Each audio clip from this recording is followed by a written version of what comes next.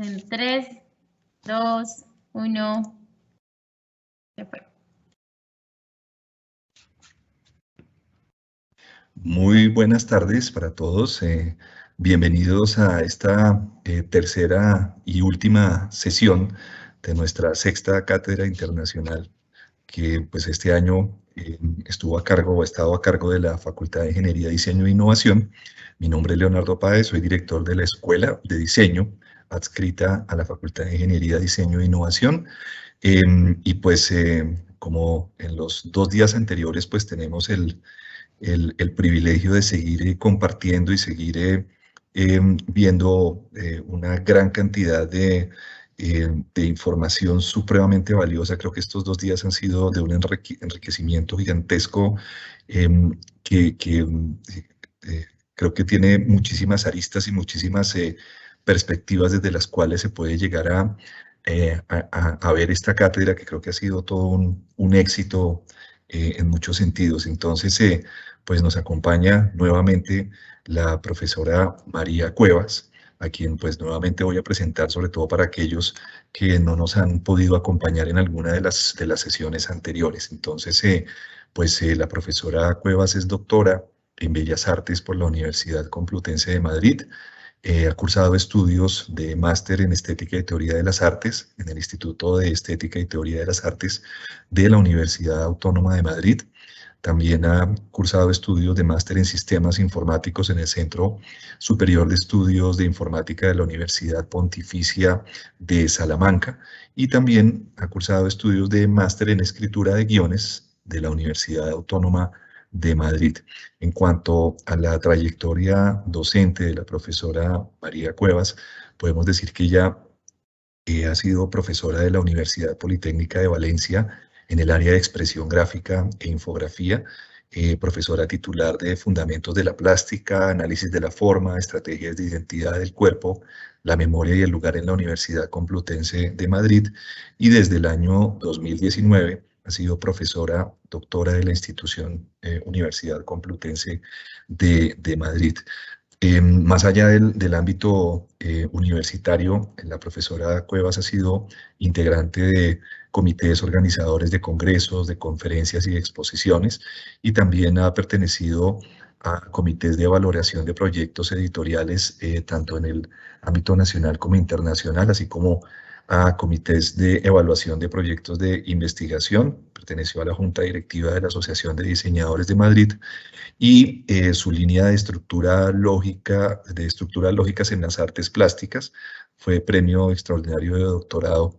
Y justamente a partir de este planteamiento que hace la profesora Cuevas sobre la interacción que existe entre arte, ciencia y tecnología derivada de esta línea de investigación que desarrolló durante su tesis doctoral, es que hemos querido articular esta sexta cátedra internacional, considerando que pues estos son temas que atañen no solamente a la facultad y al espíritu mismo de nuestra facultad, sino que creemos que también son de un interés general para toda nuestra comunidad académica. Entonces, sin más preámbulo, pues les presento a la profesora María Cuevas, no sin antes agradecerles a todos los asistentes que por favor diligencien el formato de registro que van a encontrar dentro del chat de la reunión, pues esto con el fin de poder generar la certificación para aquellos que nos han acompañado en las 3 charlas. Entonces, profesora María, mil gracias nuevamente.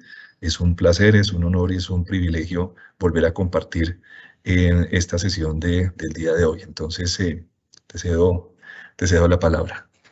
Muchísimas gracias, Leo. Yo agradeceros la invitación que me habéis hecho desde la institución y especialmente a la cátedra, ¿no?, que ha tenido la deferencia de articular estos días, ¿no?, para que podamos de alguna manera estar en contacto y debatir temas que son de interés, o creo yo que son de interés para compartir, ¿no?, y poder crecer, ¿no? Y bueno, pues voy a empezar, voy a compartir pantalla para empezar con la presentación.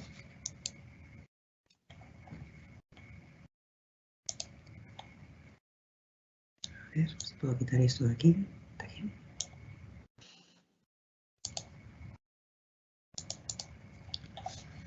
Bueno, daros también las gracias a todas las personas que estáis al otro lado, que habéis tenido la generosidad de venir a estar aquí conmigo y bueno, espero que saquéis provecho de la charla de hoy, ¿no? Hoy, el tema de hoy se llama biosensores midiendo respuestas emocionales y cognitivas, ¿no? Veis que mi punto de vista siempre empiezo marcando unos objetivos principales y unos objetivos secundarios, porque creo que a mí me ayuda a acotar un poco toda la documentación que de pronto se van generando a través del tiempo sobre un tema concreto, ¿no? Este tema de los biosensores surgió a partir de un proyecto que hicimos en la Complutense, que fue un concurso de méritos y nos dieron un proyecto de investigación relacionado con los Big Data, ¿no? Entonces, a partir de estos Big Data, pensamos hacer qué selección teníamos que hacer entre todos estos Big Data que nos pudieran interesar para poder hacer proyectos, ¿no? Y elegimos dentro de todas las posibilidades todos aquellos que tenían que ver con algún organismo vivo, ¿no? Que procedían de alguna actividad, o bien del hombre o de cualquier otro, las plantas, los animales, nos daba igual, ¿no? Pero que vinieran de algún organismo que de alguna manera fuera imprevisible su comportamiento y estuviera de alguna manera incorporado también a su propia estructura del día a día, ¿no? Y a partir de este momento, pues lo que hicimos fue empezar a coger información, invitar a gente, ir creciendo poco a poco en muchas de las cosas que os voy a mostrar ahora, ¿no? Entonces, como objetivo principal, indudablemente para mí es buscar mostraros a vosotros o compartirlo, esta visión de lo que es un ecosistema Big Data, ¿no? En el campo de la creación, ¿no? Y que de alguna manera une lo que son ciencia, tecnología y sociedad a lo que son las humanidades digitales, ¿no? A lo que es el mundo del arte, la creación, el diseño, etcétera, ¿no? Y quería también, en este proyecto, de alguna manera, vais a ver que aparecen voces internacionales y nacionales de campos de la creación que están relacionados con este punto de vista, ¿no? Como objetivos secundarios me interesa mucho, como ha pasado, como hemos dicho en todos estos días, todos estos lenguajes que están relacionados con las prácticas artísticas y del diseño y que hacen de alguna manera hincapié en procesos, en sistemas, en herramientas, etcétera, ¿no? Y que son generalmente propositivos. Son proyectos muy abiertos en los que uno no conoce exactamente la configuración final desde el punto de vista de lo físico, pero sí sabe el trayecto que quiere recorrer y de alguna manera está abierto al aprendizaje con los resultados que surjan de la aplicación de todos los sistemas que se programan, ¿no? Creo que esta forma de pensar los proyectos nos emparenta, ¿no? Nos acerca a un paradigma, ¿no?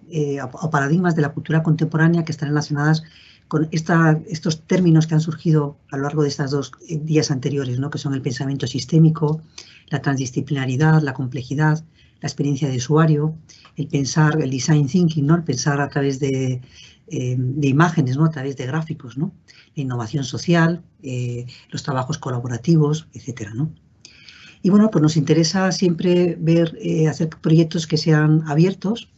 Nos interesa experimentar y prototipar la cultura de los datos, ver qué se puede hacer con ello, cómo podemos identificar esos datos que son de alguna manera importantes, ¿no? O que intuimos que a partir de ellos se pueden mapear experiencias creativas interesantes, bien por una escala de aquello que está, o bien por una selección de una parte, y a partir de ahí, de ese orden pequeñito seleccionado, pues que haya un eco a otros órdenes de otro carácter, ¿no?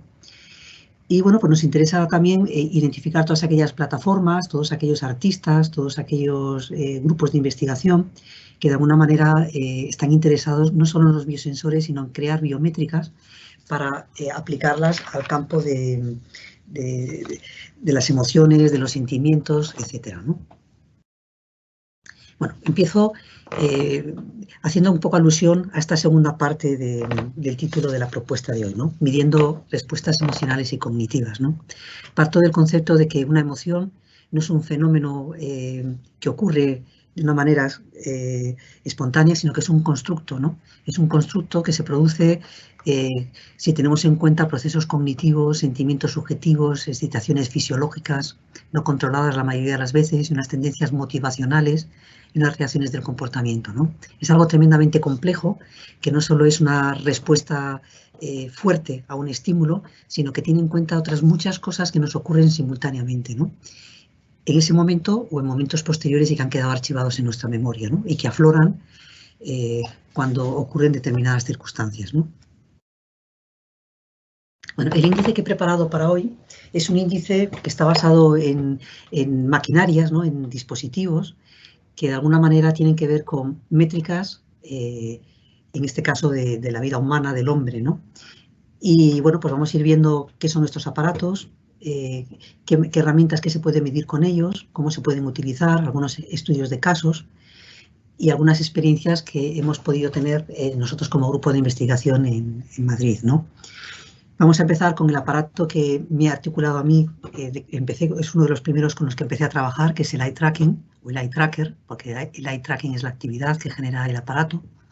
Y vamos a ver un poco cómo trabaja, qué es lo que mide, qué respuestas oferta y cómo las podemos analizar, qué tipos hay, quién trabaja con ellos, cómo surgieron sus antecedentes.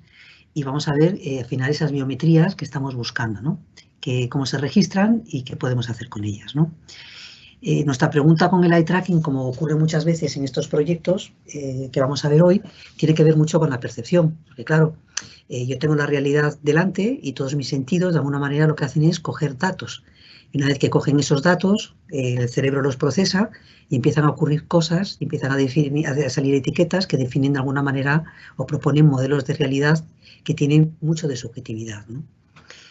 Pues a partir de aquí vamos a ver cómo se organiza de alguna manera, de una forma muy somera, el cerebro para percibir, y vamos a hacer estudios de casos, voy a mostrar estudios de casos que a lo largo del tiempo hemos estado haciendo y otros estudios de casos de personas que también hacen proyectos interesantes con eye tracking y que me parece interesante señalarlos, ¿no? Luego vamos a dar otro paso a otros tipos de sensores, ¿no? A otro tipo de sensores que están ocupados no solo de la parte visiva, sino también de extraer otra información del cuerpo. Y vamos a ver cómo se pueden, de alguna manera, cómo funcionan y que el cuerpo, qué lugares nos muestra para ser de alguna manera medibles, ¿no? Y ahí también aquí voy a mostrar algunos proyectos en los que hemos participado como grupo de investigación en Madrid, y otros estudios de casos de otros proyectos que también me parecen interesantes para poder, porque tocan de alguna manera todo este tipo de problemáticas, ¿no? Bueno, si empezamos con el eye tracking, podemos decir que el eye tracker es un rastreador ocular, ¿no? Lo que hace es registrar los movimientos del ojo, ¿no? Y lo registra, coge la pupila a través de una serie de luces infrarrojas, generalmente, y lo que hace es fijar de alguna manera el seguimiento de nuestra pupila. Y para hacer esto, pues hace una serie de configuración del equipo, hace una serie de calibración y se asegura de que de alguna manera yo tengo una buena iluminación para que la máquina o el aparato, el dispositivo, pueda de alguna manera acceder a mi pupila y pueda de alguna manera ver cuál es el tiempo de latencia o el tiempo de permanencia de mi pupila en un momento determinado y cómo se desplaza de un punto a otro en la pantalla o donde yo estoy haciendo el registro, ¿no? Bueno, pues todo este tipo de movimientos y todo este tipo de permanencia es algo que nos sirve, nos va a ser muy útil porque es una primera información de nuestra actividad, ¿no? De una actividad a través de la mirada que es muy frecuente en el hombre, ¿no? ¿Qué antecedentes tenemos con el eye tracker? Pues muchos. Ya fijaros, en el año 1879 empieza a aparecer Emil Jabal, que empieza a intuir que no leemos como se esperaba o como se decía que leíamos, que era de una forma muy homogénea, de arriba a abajo y de izquierda a derecha en Occidente, y parándonos o de alguna manera disfrutando toda la grafía según recorríamos todo el espacio del texto, ¿no? Entonces, este señor de alguna manera demostró que leíamos a trompicones, ¿no? Que de pronto nos parábamos en determinadas partes del texto y que con esas paradas con una intensidad o una prolongación del tiempo, éramos capaces de comprender y de construir todo el texto, ¿no? A mayor velocidad, requiere muchas veces un entrenamiento y hay veces que te entrenan en determinadas escuelas para que puedas leer, dicen que 2 líneas a la vez, 3 líneas a la vez, etcétera, ¿no? Para la gente que tiene que leer textos o tiene que estar continuamente haciendo referentes a documentos, ¿no? Bueno, hay otro tipo de... Es interesante, nos parece que es interesante registrar el movimiento ocular porque creemos que de alguna manera habla de la persona, ¿no? Habla del observador, habla de aquello que le interesa y refleja de alguna manera algo de su identidad, ¿no?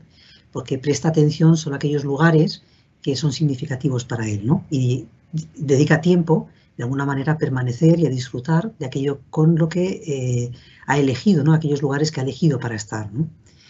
Y de alguna manera pues nos muestra una información o nos muestra cómo percibe o cómo problematiza la realidad esa persona, ¿no? Cuál es la capacidad que tiene de hacer un seguimiento de un lugar a otro para llegar a comprender qué es aquello que tiene delante, ¿no? Bueno, en 1967 aparecen otros investigadores, este señor es Yarbus, y lo que hace es registrar cómo las personas en su cotidianidad, dependiendo de la actividad que realizan, y indudablemente también dependiendo del propio observador, pues hacen recorridos visuales de la escena en la que están ubicados de una forma muy particular, ¿no? Entonces va de alguna manera marcando una persona, pues qué es lo que pasa cuando se pone la ropa, qué es lo que pasa a personas con, observas a una persona de determinada edad, etcétera, ¿no? Y va registrando estos movimientos oculares, viendo que somos muy caprichosos la forma de particular de cada uno de nosotros de comprender una escena, ¿no? Y que a veces deriva muchas veces de nuestra propia formación, nuestras propias tendencias profesionales, ¿no? Que nos entrenan a mover los ojos de una determinada manera, ¿no? Bueno, hay otras preocupaciones en China que no tienen que ver con la mirada del ojo, pero sí con esta forma de dejar una huella, ¿no? Una huella, de alguna manera, pues eso a través de la palma de la mano, a través de entintada, etcétera, ¿no? Que es una forma de estampar nuestras impresiones y dejarlo para el futuro, ¿no? Bueno, hay otros tipos de sistemas que también tienen que ver con identificar.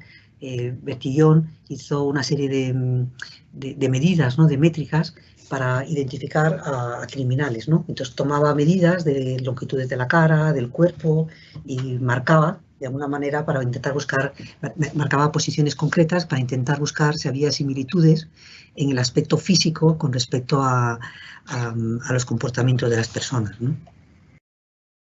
Bueno, ahí existen otros autores como Burg, que lo que hace es utilizar los patrones del iris para ver cómo de alguna manera las similitudes que hay entre determinadas personas con determinados comportamientos, ¿no?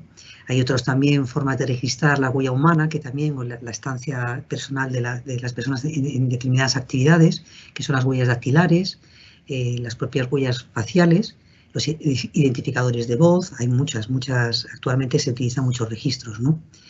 Y bueno, finalmente lo que intentamos, o lo que intentan este tipo de aparatos es establecer cómo es la interacción de un usuario en un contexto, como una realidad, ¿no? O con un objeto concreto, ¿no? Bueno, si nos fijamos ya en lo que es en el propio dispositivo, podemos clasificarlos en dos tipologías, unos que son móviles y otros que son remotos y suelen ser estáticos, ¿no?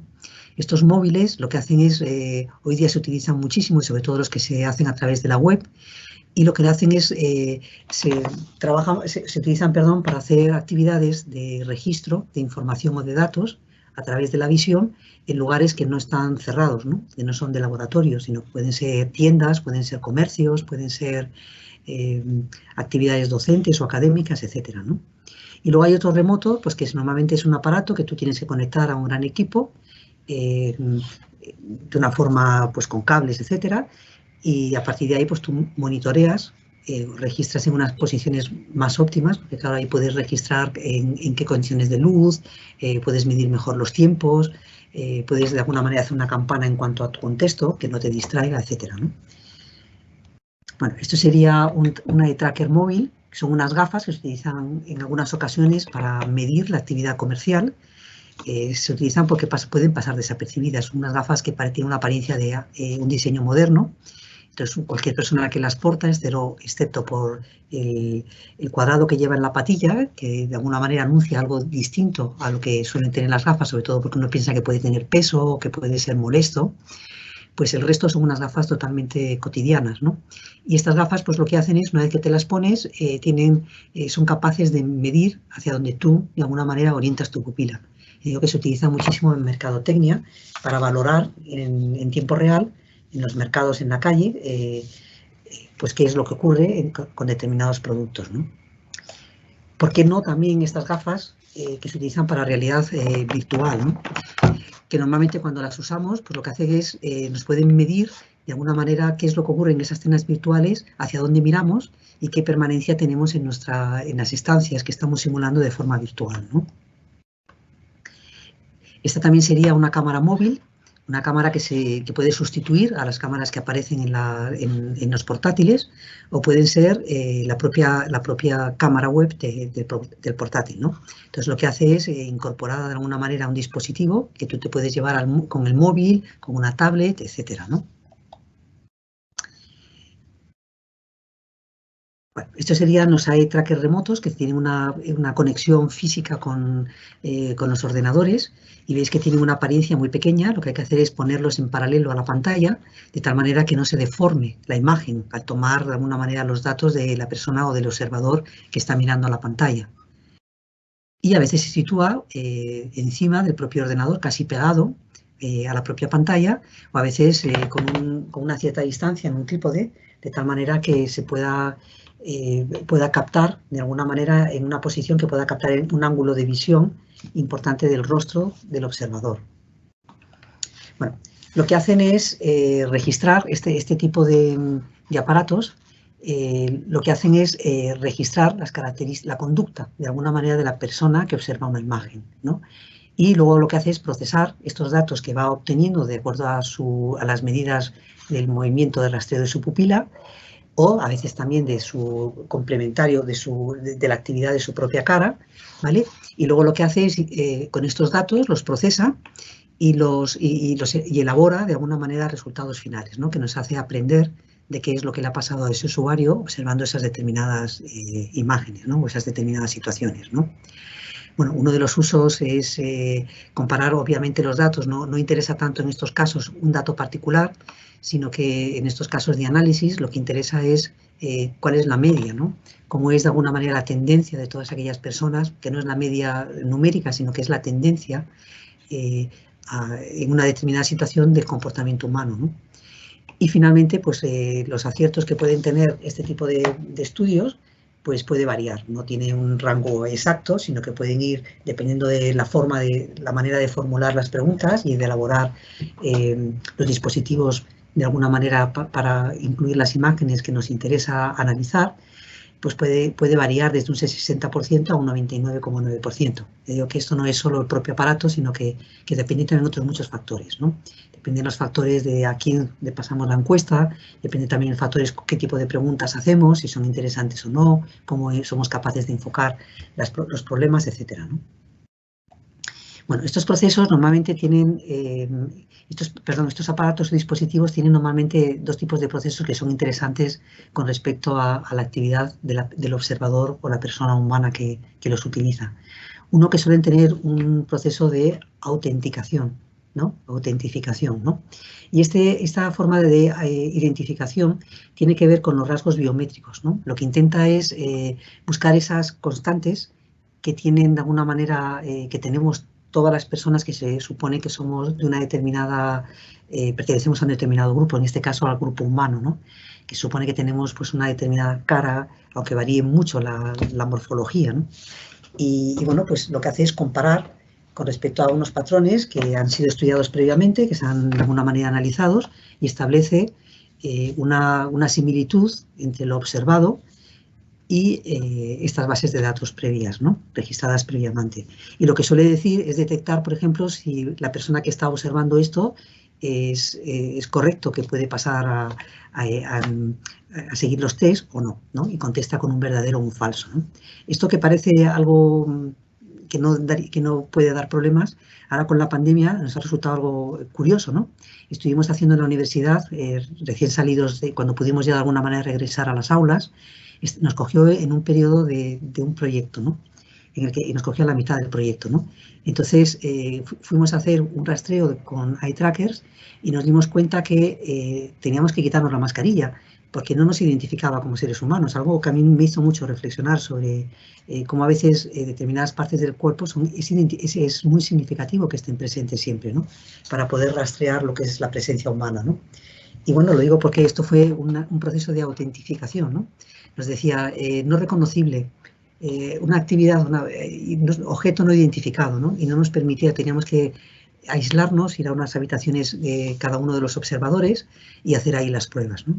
Y luego hay otro proceso que es de identificación de los rasgos biométricos, que esos son de las particularidades de cada uno de los individuos, y estas medidas que de alguna manera quedan registrados como individuales, pues lo que nos habla son de identidades, ¿no? De cómo de distintos, aun siendo parecidos, cómo de distintos somos cada uno de nosotros, ¿no?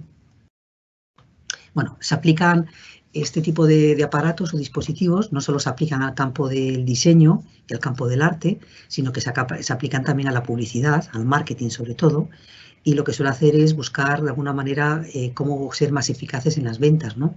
O cómo ser más eficaces en hacer un packaging más atractivo para que la gente lo seleccione, ¿no? O cómo ser más mejores buscando puntos de enfoque tanto en el propio objeto como en la forma de exponerlo dentro de una tienda, ¿no? De una tienda o de un gran almacén, ¿no? También se utiliza muchísimo en medicina, ¿no? En medicina se utiliza muchísimo para detectar determinadas enfermedades, ¿no? Sobre todo aquellas enfermedades que de alguna manera se detectan a través de la visión, ¿no?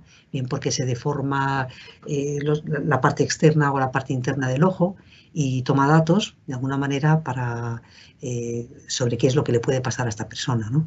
Y luego también sirven para regenerar de alguna manera a modo de bisturí, ¿no?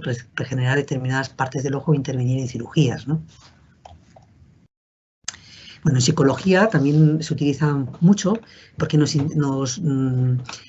alguna manera nos deja ver quiénes somos, ¿no? Y cómo reaccionamos a determinadas situaciones, ¿no? Y cómo nuestras emociones, cómo aquello que aflora a partir de estímulos puede estar registrado y puede ser comparado con otros y de alguna manera codificado y catalogado o creado en grupos, ¿no? Para poderlo estudiar con posterioridad.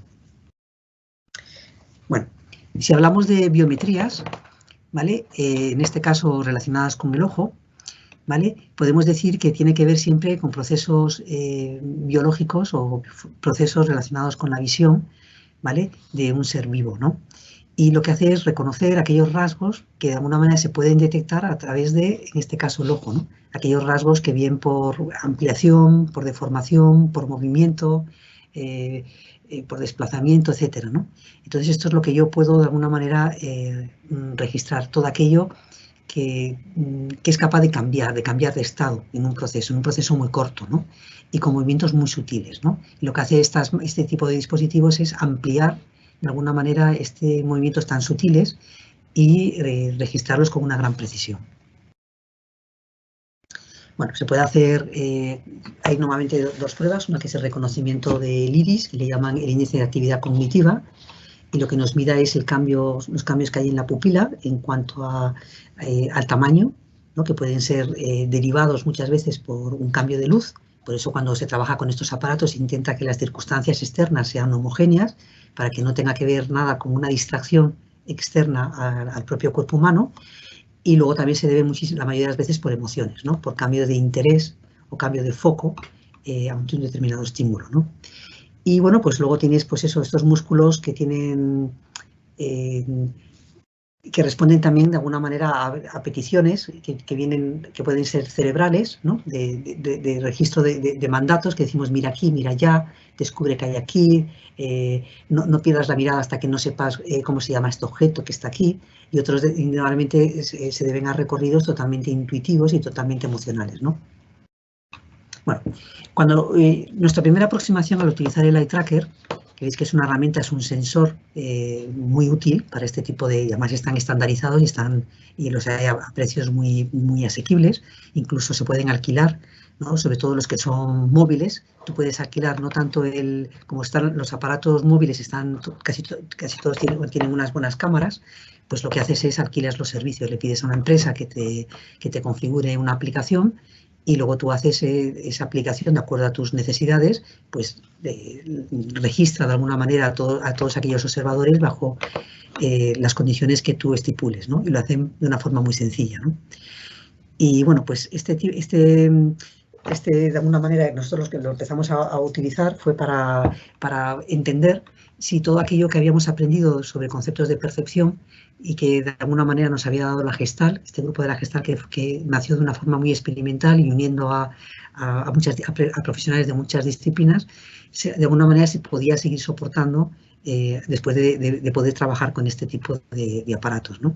Entonces empezamos a mirar de alguna manera o a hacer experimentos que nos demostrasen si leíamos de arriba abajo y de izquierda a derecha, si nos fijábamos en aquellos puntos que se supone que deberíamos establecer nuestra mirada por un tiempo fijo, ¿no? Porque tenían mayor color o mayor tamaño, o estaban inclinados, o contrastaba su posición con respecto a los demás, etcétera, ¿no? Y este fue nuestro primer acercamiento, contrastar cómo eran aquellos conceptos o investigaciones de percepción que hayamos llevado a cabo, incluidas las ilusiones ópticas, y cómo se podían de alguna manera demostrar o no con este tipo de aparatos, ¿no? Bueno, ¿qué es lo que podemos, lo primero que nos planteamos dentro de todas las posibilidades de la percepción? Trabajar con el color, ¿no? El color es una herramienta muy importante tanto para diseñadores como para artistas y es una herramienta de lo más significativo dentro de un proyecto, ¿no? Es casi de las más pregnantes, ¿no? De las que nos deja más huella cuando percibimos, lo que nos da más recuerdo también, ¿no? Bueno, pues vimos que con este tipo de herramientas nosotros podíamos analizar un concepto de imágenes y de alguna manera tomar medidas que respondían pues bien al número de fijaciones que tenía una persona, un observador.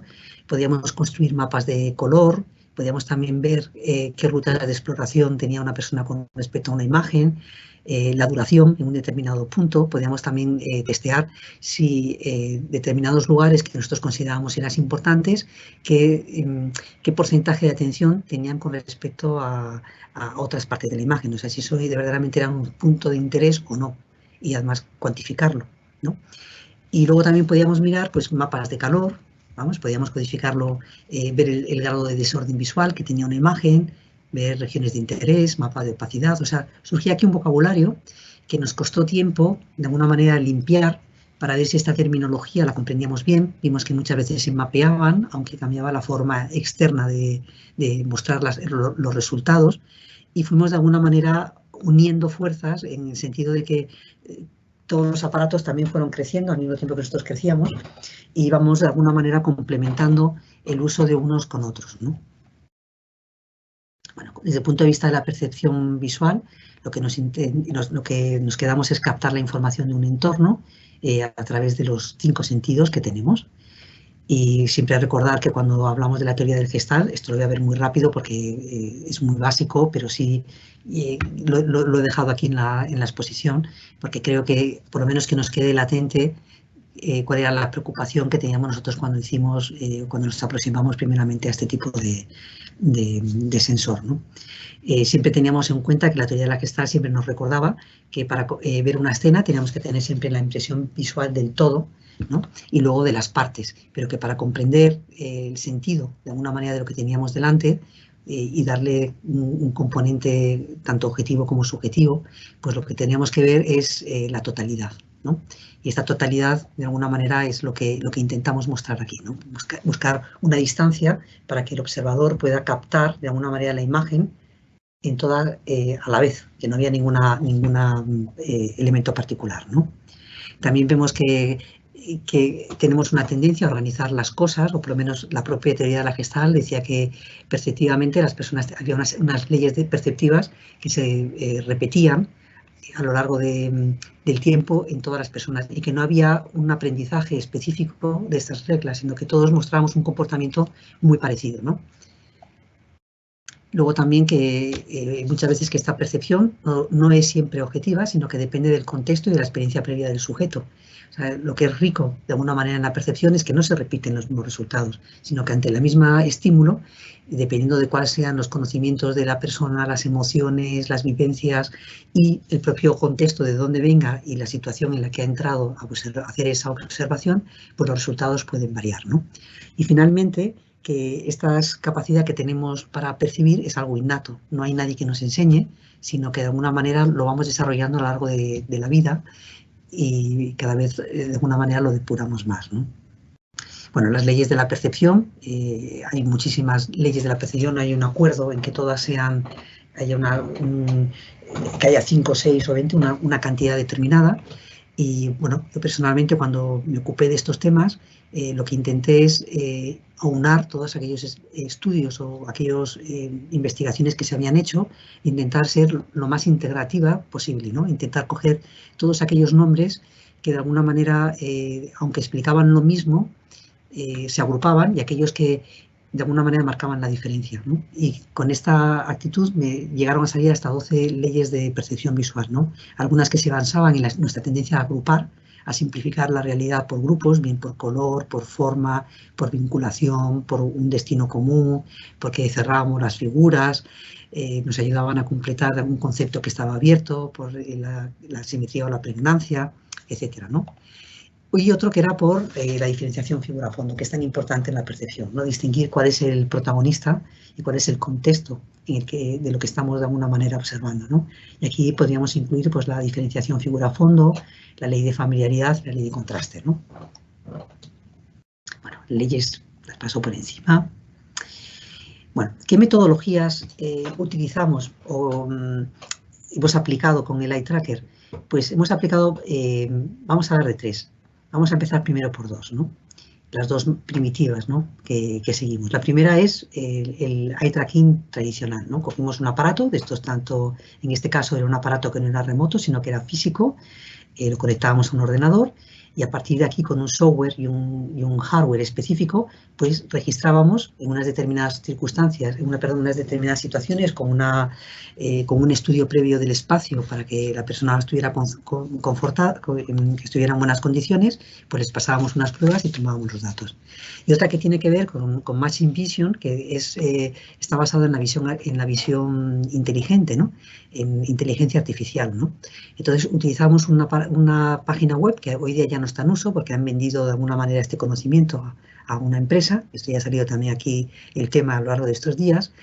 Y lo que hacían entonces es que tú subías una imagen a su página web y directamente de alguna manera este proceso de aprendizaje que tienen los procesos de inteligencia artificial, pues te daba unos resultados de determinadas características de la imagen que tenían que ver con lo perceptivo.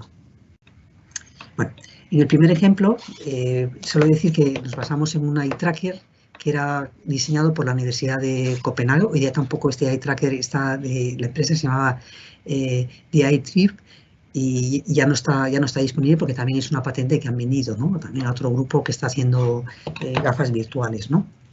Bueno, pues esta vendían una que tenía muy buena resolución a muy buen precio y en muchas universidades se compró para hacer estos experimentos, ¿no? Y bueno, pues funcionaba con un LED infrarrojo y era de una gran precisión, ¿no? Ya digo que nuestro objetivo en este caso fue medir cómo reaccionábamos ante el color, ¿no? Este es el aparato en sí.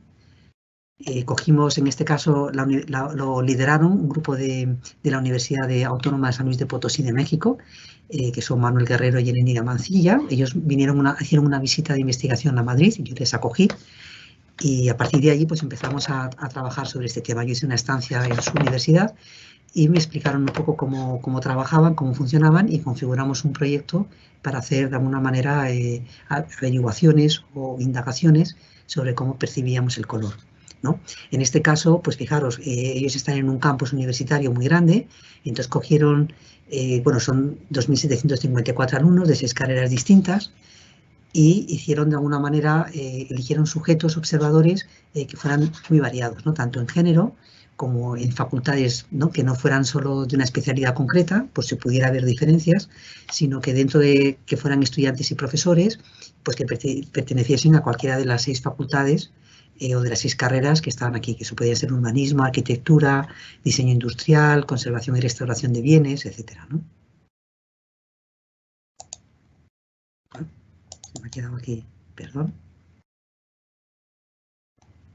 Bueno, buscamos también que supusimos que iba a haber un error, que iba a haber un rango de error en este proyecto que íbamos a desarrollar y calculamos a través también de una aplicación qué error de alguna manera podría ser permisible para que nuestras respuestas fueran de alguna manera útiles, ¿no? Entonces, bueno, cogimos el número de la población, cogimos el nivel de confianza que nosotros nos conformábamos con obtener o considerábamos que era un mínimo que debíamos de considerar, un margen de error, en este caso lo estipulábamos al 10%, y calculábamos el número de muestras que teníamos que obtener. Y en este caso nos respondía el sistema que podía ser significativo si pasábamos el mismo test a 41 personas, ¿no?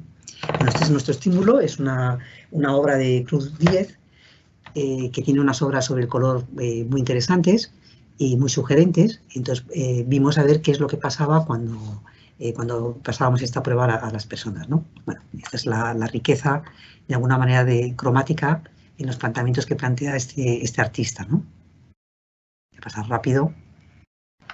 Bueno, lo primero que hacíamos era, esta es donde poníamos el monitor, que era una aula en que no había distracción de luces para que no pudieran influir en la pantalla y de alguna manera hacer que la pupila tuviese distracciones, sino que estuviera centrada y relajada para captar la imagen y poder reaccionar de la forma más personal posible. Y esta era la situación. Nosotros centrábamos la imagen, poníamos al observador a una determinada distancia, le pedíamos que no moviese la cabeza durante un tiempo y le sometíamos a una calibración. Y en esta calibración lo que intentábamos detectar es que la persona, como decía la Gestalt, pudiera captar en su ángulo visual la pantalla con mucha comodidad, ¿no? Y bueno, pues la forma de captarla, esto es lo que decíamos, el ángulo visual, y la forma de captarla era esta. Lo primero que te decían es que te colocaras en el nivel de la visión al nivel de la pantalla, y entonces te ponía unos ojos y tú tenías de alguna manera que igualarlos, y luego te hacía seguir un rastreo por una serie de puntos que iba iluminando, entonces detectaba tu capacidad de mover por la pantalla o ver todo lo que estaba pasando a mucha velocidad, ¿no? Bueno, el resultado de la calibración podía ser regular, malo o bueno. Si era como el semáforo verde, decían OK, es óptimo, su visión es relajada, tiene una pupila muy dinámica y entonces puede pasar la prueba y los datos con los que van a derivar de su actividad ocular pues van a ser favorables. Podía ser mala, no somos capaces de detectar el movimiento en su pupila con claridad, bien por la iluminación, bien porque usted mueve mucho la cabeza, porque no está en paralelo la pantalla, por muchas circunstancias, ¿no? O bien es regular las medidas los datos que nos va a ofrecer usted. Y esto muchas veces se debía pues, a cansancio ocular, ¿no? Hay veces que observábamos que las personas estaban leyendo, tenían una actividad fatigosa desde el punto de vista ocular, y cuando se les sometía a este tipo de test, pues muchas veces salía como muy ambiguo, ¿no? Salía esto no es correcto y tenían que repetir 2 o 3 veces la calibración. Y sin embargo, cuando la persona venía de una actividad muy fuerte, como podía ser una corrida, haber corrido en un jardín o haber dado un paseo, etcétera, pues la actividad ocular era muy dinámica, ¿no? Bueno, esto es una vez que empezaban a registrar, esto es lo que se veía detrás de la pantalla, esto no lo veíamos nosotros, había un registro simultáneo en otro monitor para que nosotros lo encendíamos para saber que estaba de alguna manera corriendo el registro de la actividad del observador, ¿no? Y eran datos de ese tipo, ¿no? Bueno, lo que medíamos aquí era el mapa de calor, que es lo que llamaba, porque claro, cada aplicación, de alguna manera, aunque hace alusión al mismo concepto, la terminología a veces, o la forma de uso, que a veces tiene unas ciertas particularidades, ¿no? Aunque en concepto hablan de lo mismo, ¿no? Bueno, en este determinado aparato de esta empresa, lo que hablaban es de mapa de calor, y este mapa de calor se presentaba así, ¿no? Te presentaban la imagen ya como resultado, en la que había como una especie de variación entre los colores claros y los oscuros, diciendo colores rojos y colores azules, perdón, y te venía una banda donde colocaban de alguna manera cuáles eran las medidas. Te decía, mira, esto es lo más, donde ha estado usted más tiempo y esto es donde ha estado usted muy poco tiempo, ¿no? Entonces iba distribuyendo manchas en tu imagen, dando información de aquellos lugares donde tú hayas fijado la mirada durante más tiempo, ¿no? Cuanto más rojo estuviese, era un lugar de máximo interés para el propio observador. Y cuanto más azul estuviese la imagen, quiere decir que esos lugares ha pasado ahí de una forma muy somera. Y si ni siquiera tiene color, pues quiere decir que esa parte de la imagen ni siquiera ha causado interés al observador y no ha pasado por ahí ocularmente, ¿no? Bueno, luego había una serie, otro tipo de medida que se provocaba como áreas de interés. Esas áreas de interés las fabricaba de alguna manera el que diseñaba esta aplicación, pero era para detectar si había lugares que podía haber problemas de fijar la mirada o que queríamos comparar con lo que históricamente habíamos aprendido. Mirar al centro, mirar abajo, si decían que la parte izquierda, inferior izquierda, no miraba a nadie, y a ver si pasaba eso, etcétera, ¿no? Entonces, el que diseña estas aplicaciones lo que hace es marca, en este caso con círculos u óvalos, pero también he conocido otras aplicaciones que lo hacen con rectángulos o cuadrados. Entonces marcas una zona, le pones un número y sin que el observador lo sepa, tú cuando lo miras estás mirando estos 5 lugares como lugares prioritarios, ¿no? O por lo menos van a tener una mirada o un lugar atencional mayor que otros, ¿no? Porque al observador, perdón, al investigador le interesa cómo te comportas con respecto a estos sitios concretos, ¿vale? Y no te lo dice, pero él registra de alguna manera una información específica para estos lugares, ¿no? Bueno, luego a veces también este tipo de aparatos pues te dan tablas, muchas tablas, en las que te va diciendo en este caso qué es lo que ocurre en cada área, ¿no? Qué fijaciones ha habido, qué duración es la media, ¿no? Cuál es la superficie y cuál es la densidad, ¿no? Cuántas personas se han fijado en estos lugares, ¿no? Y hacen dibujos gráficos como de este tipo, ¿no? Bueno, las rutas acádicas de cada uno de los observadores, cómo de alguna manera se ha comportado en cada una de las imágenes que ha ido recorriendo, etcétera, ¿no? Bueno, el otro aparato, el que tiene que ver con la inteligencia artificial, también es nosotros aquí lo que queríamos era captar de alguna manera una imagen sin que hubiera un observador, porque en este tipo de problema no había un observador, había una máquina inteligente que había pregrabado o había registrado experiencias similares a la que tú planteabas allí, entonces estaba entrenado para de alguna manera hacer una predicción de cómo sería la imagen que tú le ponías como problema, ¿vale? Por lo tanto, aquí el observador no existía. Daba igual donde estuvieras, aquí lo que importaba verdaderamente era la imagen que era de interés para ti. Y consideramos que era importante porque este tipo de estudio, porque yo por lo menos lo hice en esta época, lo hice muchísimo con mis alumnos en clase, ¿no? Y era por lo siguiente, yo una parte de mi profesión es trabajar con los alumnos de primero y trabajamos en torno a lo que es el lenguaje visual, ¿no? Entonces, en este lenguaje visual pues, se habla siempre pues, de composición, de estructuras, etcétera, ¿no? Y bueno, es una asignatura como muchísimas asignaturas en las carreras que son creativas, que son teórico-prácticas, ¿no?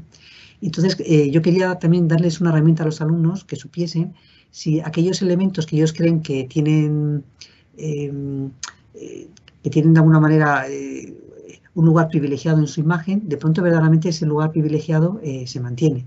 Hay veces que un alumno te cuenta la historia de su imagen y te dice, ¿por qué aquí? Y tú te das cuenta que ahí no te habías fijado cuando te lo está contando. Fijas la atención por la narrativa que tiene el alumno, pero no por la propia imagen. Entonces pensé que les podía potenciar el que ellos pudieran cotejar si verdaderamente sus diseños funcionaban o no, o de qué medida de alguna manera podían tener como una especie de sabio inteligente que cuando están solos les pudiera dar pistas sobre lo que pasa dentro de sus imágenes, ¿no? Entonces, bueno, esta es la página donde tú subías tus imágenes. Estos son los investigadores que trabajaban en ella, que se llama un experto en visión artificial, Antón García Díaz, y un ingeniero electrónico que era también que desarrolla visión artificial, ¿no? y aplicaciones de inteligencia artificial y que se llama Jorge Rodríguez Araujo. Bueno, nuestro interés, insisto, es medir la atención visual. Y estos son algunos de los ejercicios hechos en clase, ¿no? Cuando tú subías la imagen, yo les pedía que subieran imágenes que les interesasen, y la imagen y el programa directamente te daba estas 4 pantallas, ¿no? Te daba estas 4 pantallas de una forma, te las grababa y tú las podías recoger de forma individual, y yo he hecho esta pequeña composición para que veáis comparativamente qué podemos aprender de estos resultados, ¿no? Estos autores lo que te proponen es 4 mediciones, ¿no? 4 mediciones de las imágenes. Una que hace referencia al desorden, ¿vale? En vez de al orden, al desorden, ¿no? Entonces aquí, de alguna manera, lo que hace alusión es el sentido de una imagen, ¿no? Hay imágenes que son difíciles de comprender, entonces, porque presentan objetos muy abstractos, y entonces es difícil darles un contenido o una narrativa de un tema concreto. Y hay veces que, aun teniendo una representación figurativa, la manera de formar o de proporcionar los objetos que están, o de ubicarlos o de relacionarlos entre sí, da lugar a un pequeño caos, ¿no? A un lugar en el que es difícil contar o describir con exactitud qué es lo que está pasando ahí. Bueno, cuando ocurre esto, el programa lo catalogaba como una imagen con un alto grado de desorden. Es más, nosotros, por ejemplo, hubo alumnos que subían imágenes que eran de carácter abstracto. Obviamente esas imágenes tenían un grado de desorden muy alto. ¿Por qué? Porque el programa no era capaz de detectar un sentido, una historia, ¿vale? Y había, por ejemplo, otros alumnos que subieron imágenes del movimiento surrealista. Entonces, en este movimiento surrealista se reconocían los objetos, pero de una forma muy ilógica. Y entonces también daban un grado de desorden muy alto, ¿no? Por tanto, a mí esta medida me parecía divertida, atractiva, ¿no? Y aquellas imágenes que de alguna manera tenían una representación bastante cercana a la realidad, o a una narrativa concreta en la que pudiéramos describir una escena, pues tenían un grado de desorden muy bajo. Quiere decir que cualquier persona que se suponía, pongo entre comillas, cualquier persona que la observase, podría llegar a unas conclusiones parecidas sobre lo que tenía delante. Esto es un asesinato, esto es un bodegón, esto es un coche pasando por una calle, esto es una persona retratándose, una persona haciendo gimnasia, etcétera, ¿no? Luego había 2 medidas que estaban bastante relacionadas, que eran el mapa de opacidad y el mapa de calor. Lo que pasa es que la forma de representarla era muy diferente. El mapa de calor es muy parecido, el concepto es igual que vimos en el caso anterior. Aquí lo que hacía era medir dónde se paraba el ojo, o la pupila, donde se quedaba más tiempo, y lo medía con intensidades, ¿no? Según la intensidad roja eran lugares en las que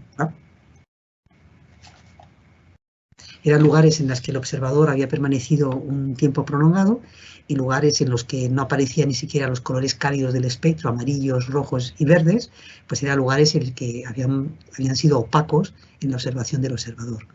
Bueno, en el mapa de arriba ocurre lo mismo. Veis que se puede establecer una semejanza en que lo que aparece allí clarito tiene que ver con los lugares verdes o rojos, y lo que aparece en oscuro también aparece en oscuro abajo. Quiere decir que el mapa de opacidad lo que hace es enfatiza con colores muy luminosos aquellos lugares que observamos con más intensidad y más tiempo, y deja en colores oscuros u opacos, donde no se deja de percibir las formas que están incluidas en ellos, como aquellos lugares en los que no, de alguna manera, nuestra mirada no se fija, ¿no?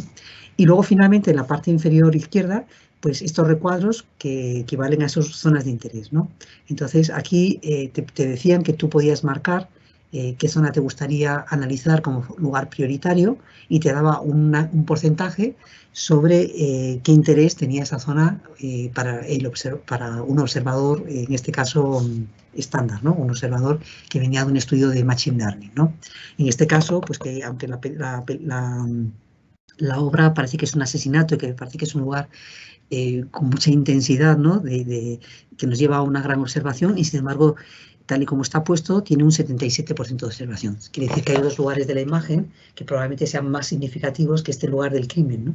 Este lugar donde se clava de alguna manera el cuchillo o se guillotina a la persona que yace en esa cama, ¿no? Bueno, hicimos varios estudios con fotografías, etcétera, ¿no? Y estos son algunos resultados, aquí abajo, de lo que vimos, ¿no? Eran imágenes de videojuegos,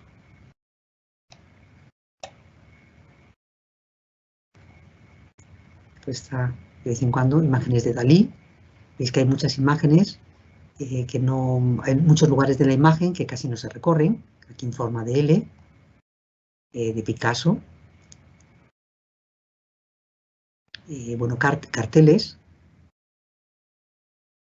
lugares con fragmentos de determinadas piezas. El Art Nouveau.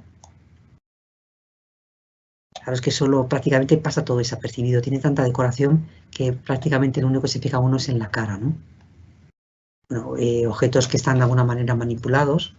Qué grado de extrañeza de alguna manera nos pueden facilitar, y fijaros qué rotundo es exactamente esta información, ¿no? En el mapa de opacidad y el mapa de calor, ¿no?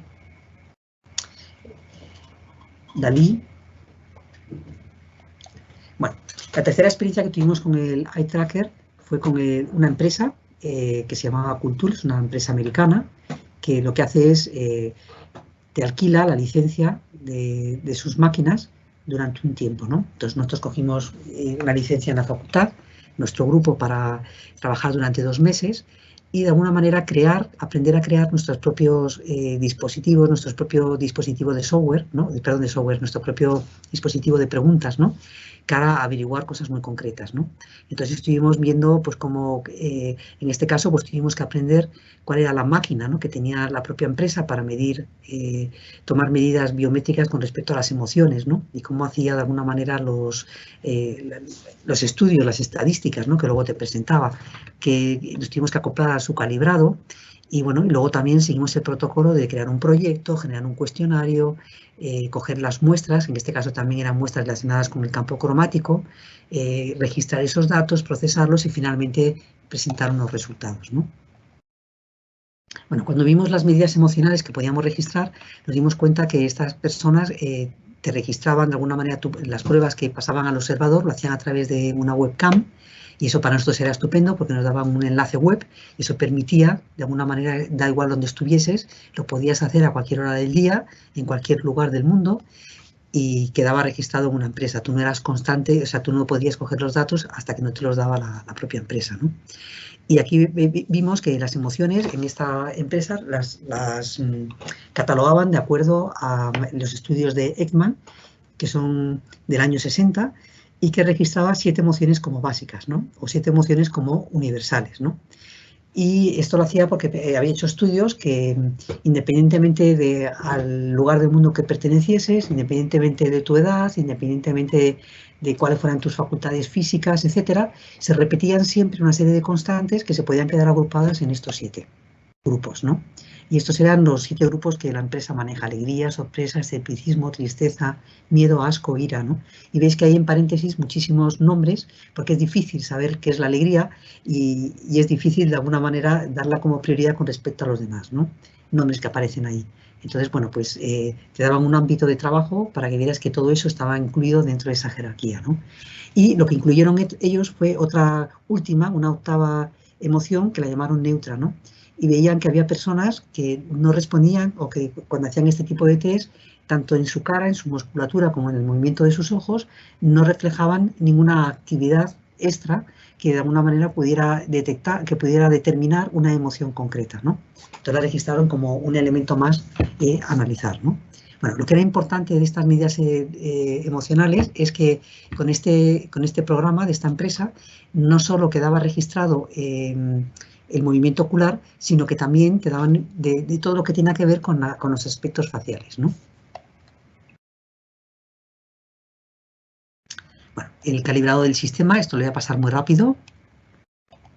Está muy cargado el calibrado del sistema. Accedías de una forma muy parecida a la anterior. Tenías que posicionar tus ojos con respecto a una pantalla y luego tenías unos resultados porque te daban con estrellitas, en este caso, cuál era su nivel de satisfacción con respecto a tu mirada. 5 estrellas, perfecto, o otras menos estrellas, pues no era tan perfecto, ¿no? Entonces ibas haciendo también, bueno, te podías conectar con otros aparatos, etcétera, ¿no? Bueno, para crear un proyecto ellos te daban una plataforma Lo voy a poner un poco muy rápido porque no es de mucho interés, pero es por si alguno está interesado en crear estos proyectos, que también vea un poco que es interesante poder manejar este tipo de software, ¿no?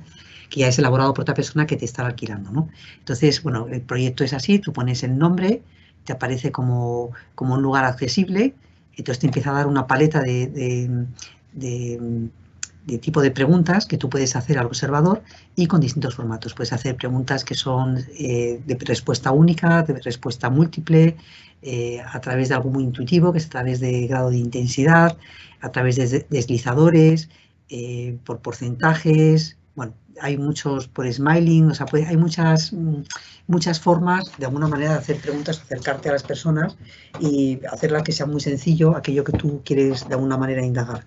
Y luego tenías una serie de herramientas para que tú generar tu propio test, que podían ser imágenes, podían ser varios productos o varias imágenes simultáneamente que aparecían como en si fuera una estantería. Podías poner vídeos o podías aludir también a actividades en la web, ¿no?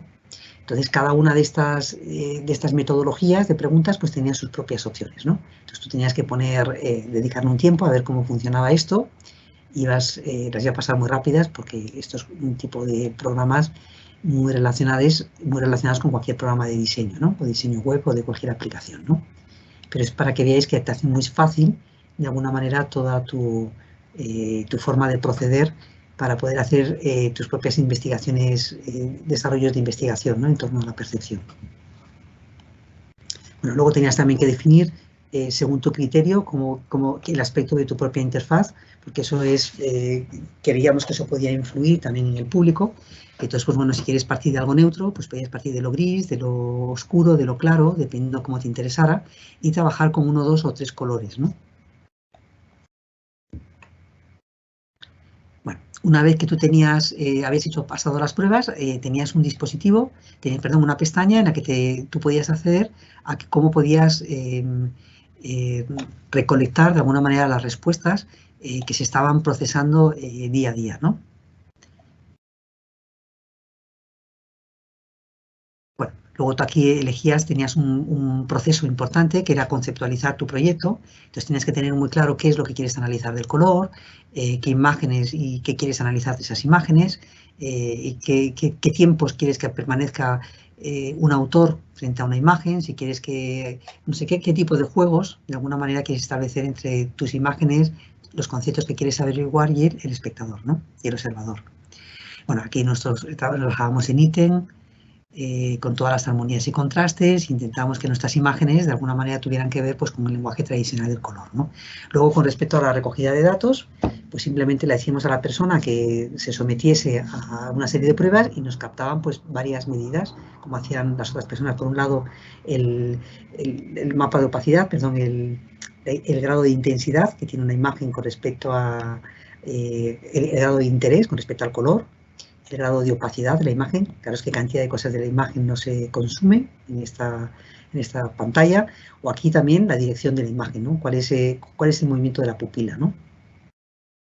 Y también cuál es el grado de interés en estos objetos que todos tienen de alguna manera, como está dedicado a la publicidad, pues tienen marcado un rectángulo para saber si hay unas botellas que tengan más interés que otras y de alguna manera reflexionar sobre ello, ¿no?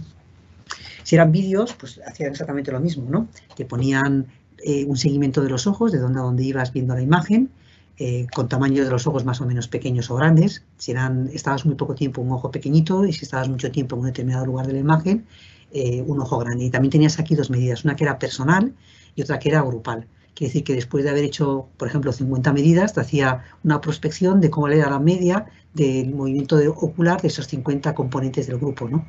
Y también podías obtener cuál era el comportamiento de un individuo particular, ¿no? Y ves que aquí a la derecha tenéis esos smiling que de alguna manera nos dice pues, esas 7 emociones más la neutra, ¿no? Entonces tú ibas viendo en tiempo real, registrando aquí inferiormente el nivel de emocional que tú tenías y aquí de una forma mucho más simplificada, ¿no? Categorizada dentro de un grupo, porque aquí no sabías dentro de qué grupo estabas, sabías la intensidad, pero no sabías, y el tiempo, como iba transcurriendo dependiendo de tu mirases, y aquí de alguna manera ya estaba incluida dentro de una categoría emocional. Bueno, esto sería el grado atencional por el tiempo, etcétera, ¿no? Luego nosotros procesábamos los datos y te aparecían pues una serie de listados en el que cada individuo que había accedido a la prueba, pues en este caso nuestro tenía 19 diapositivas o 19 imágenes, y cada una de las imágenes pues te daba primero la respuesta de calibrado, si estaba bien o no, te le daba una medida, la calidad del calibrado, y luego te iba midiendo cada una de las respuestas que iba dando a cada una de las imágenes del test al que se estaba sometiendo, ¿no? Y bueno, también te decía si había de alguna manera descalificado algunas respuestas, bien porque la calibración no era buena. Había personas que tenían una buena calibración al principio, pero que se distraen en el propio proceso, ¿no?, de toma de datos, ¿no? Y finalmente pues podías analizar los datos. Era muy importante en este tipo de investigación analizar el tipo de observadores que tenías. Nosotros les preguntamos pues, por la edad, por el género, por el tipo de profesión que tenían, por el tipo de ubicación, si estaban, donde estaban implicados, pues eran de aquí o eran de fuera, etcétera, ¿no? Para ver un poco el alcance también de la investigación, ¿no? Y bueno, pues con eso hacíamos datos porque eran las condiciones de partida. Entonces, si había errores ahí, pues también podían repercutir de alguna manera los resultados que nosotros íbamos obteniendo, ¿no? Y tenías muchísimas formas de representarlo, muchísimos tipos de gráficos, muchísimos tipos de filtros. Y bueno, con respecto al eye tracker, es importante saber que no solo se utilizan para analíticas, ¿vale? A nosotros nos parece que esto es interesante porque somos académicos, somos investigadores y desde el punto de vista perceptivo tenemos de alguna manera muchas inquietudes, ¿no? Y como personas creadoras también, ¿no? Pero hay otros artistas que diseñadores que incorporan de alguna manera estos aparatos a procesos interactivos que también nos parece interesante señalar, ¿no? Por ejemplo, esta obra es esta especie de casco, una persona que se sitúa en un determinado lugar de un espacio y veis que está mirando a una pantalla y que encima suyo tiene pues como una especie de casco y unas lentes o unos dispositivos ópticos, ¿no? Entonces lo que hace esta persona es que calibra su visión, tiene que estar un tiempo mirando a determinada posición, siguiendo las instrucciones que le propone el aparato, y una vez que tiene calibrada la visión, consigue mover o dibujar en la pantalla que tiene enfrente determinados objetos según mueve su pupila, ¿vale? Entonces lo que va haciendo es dibujando a través del eye tracker en la pantalla, ¿no?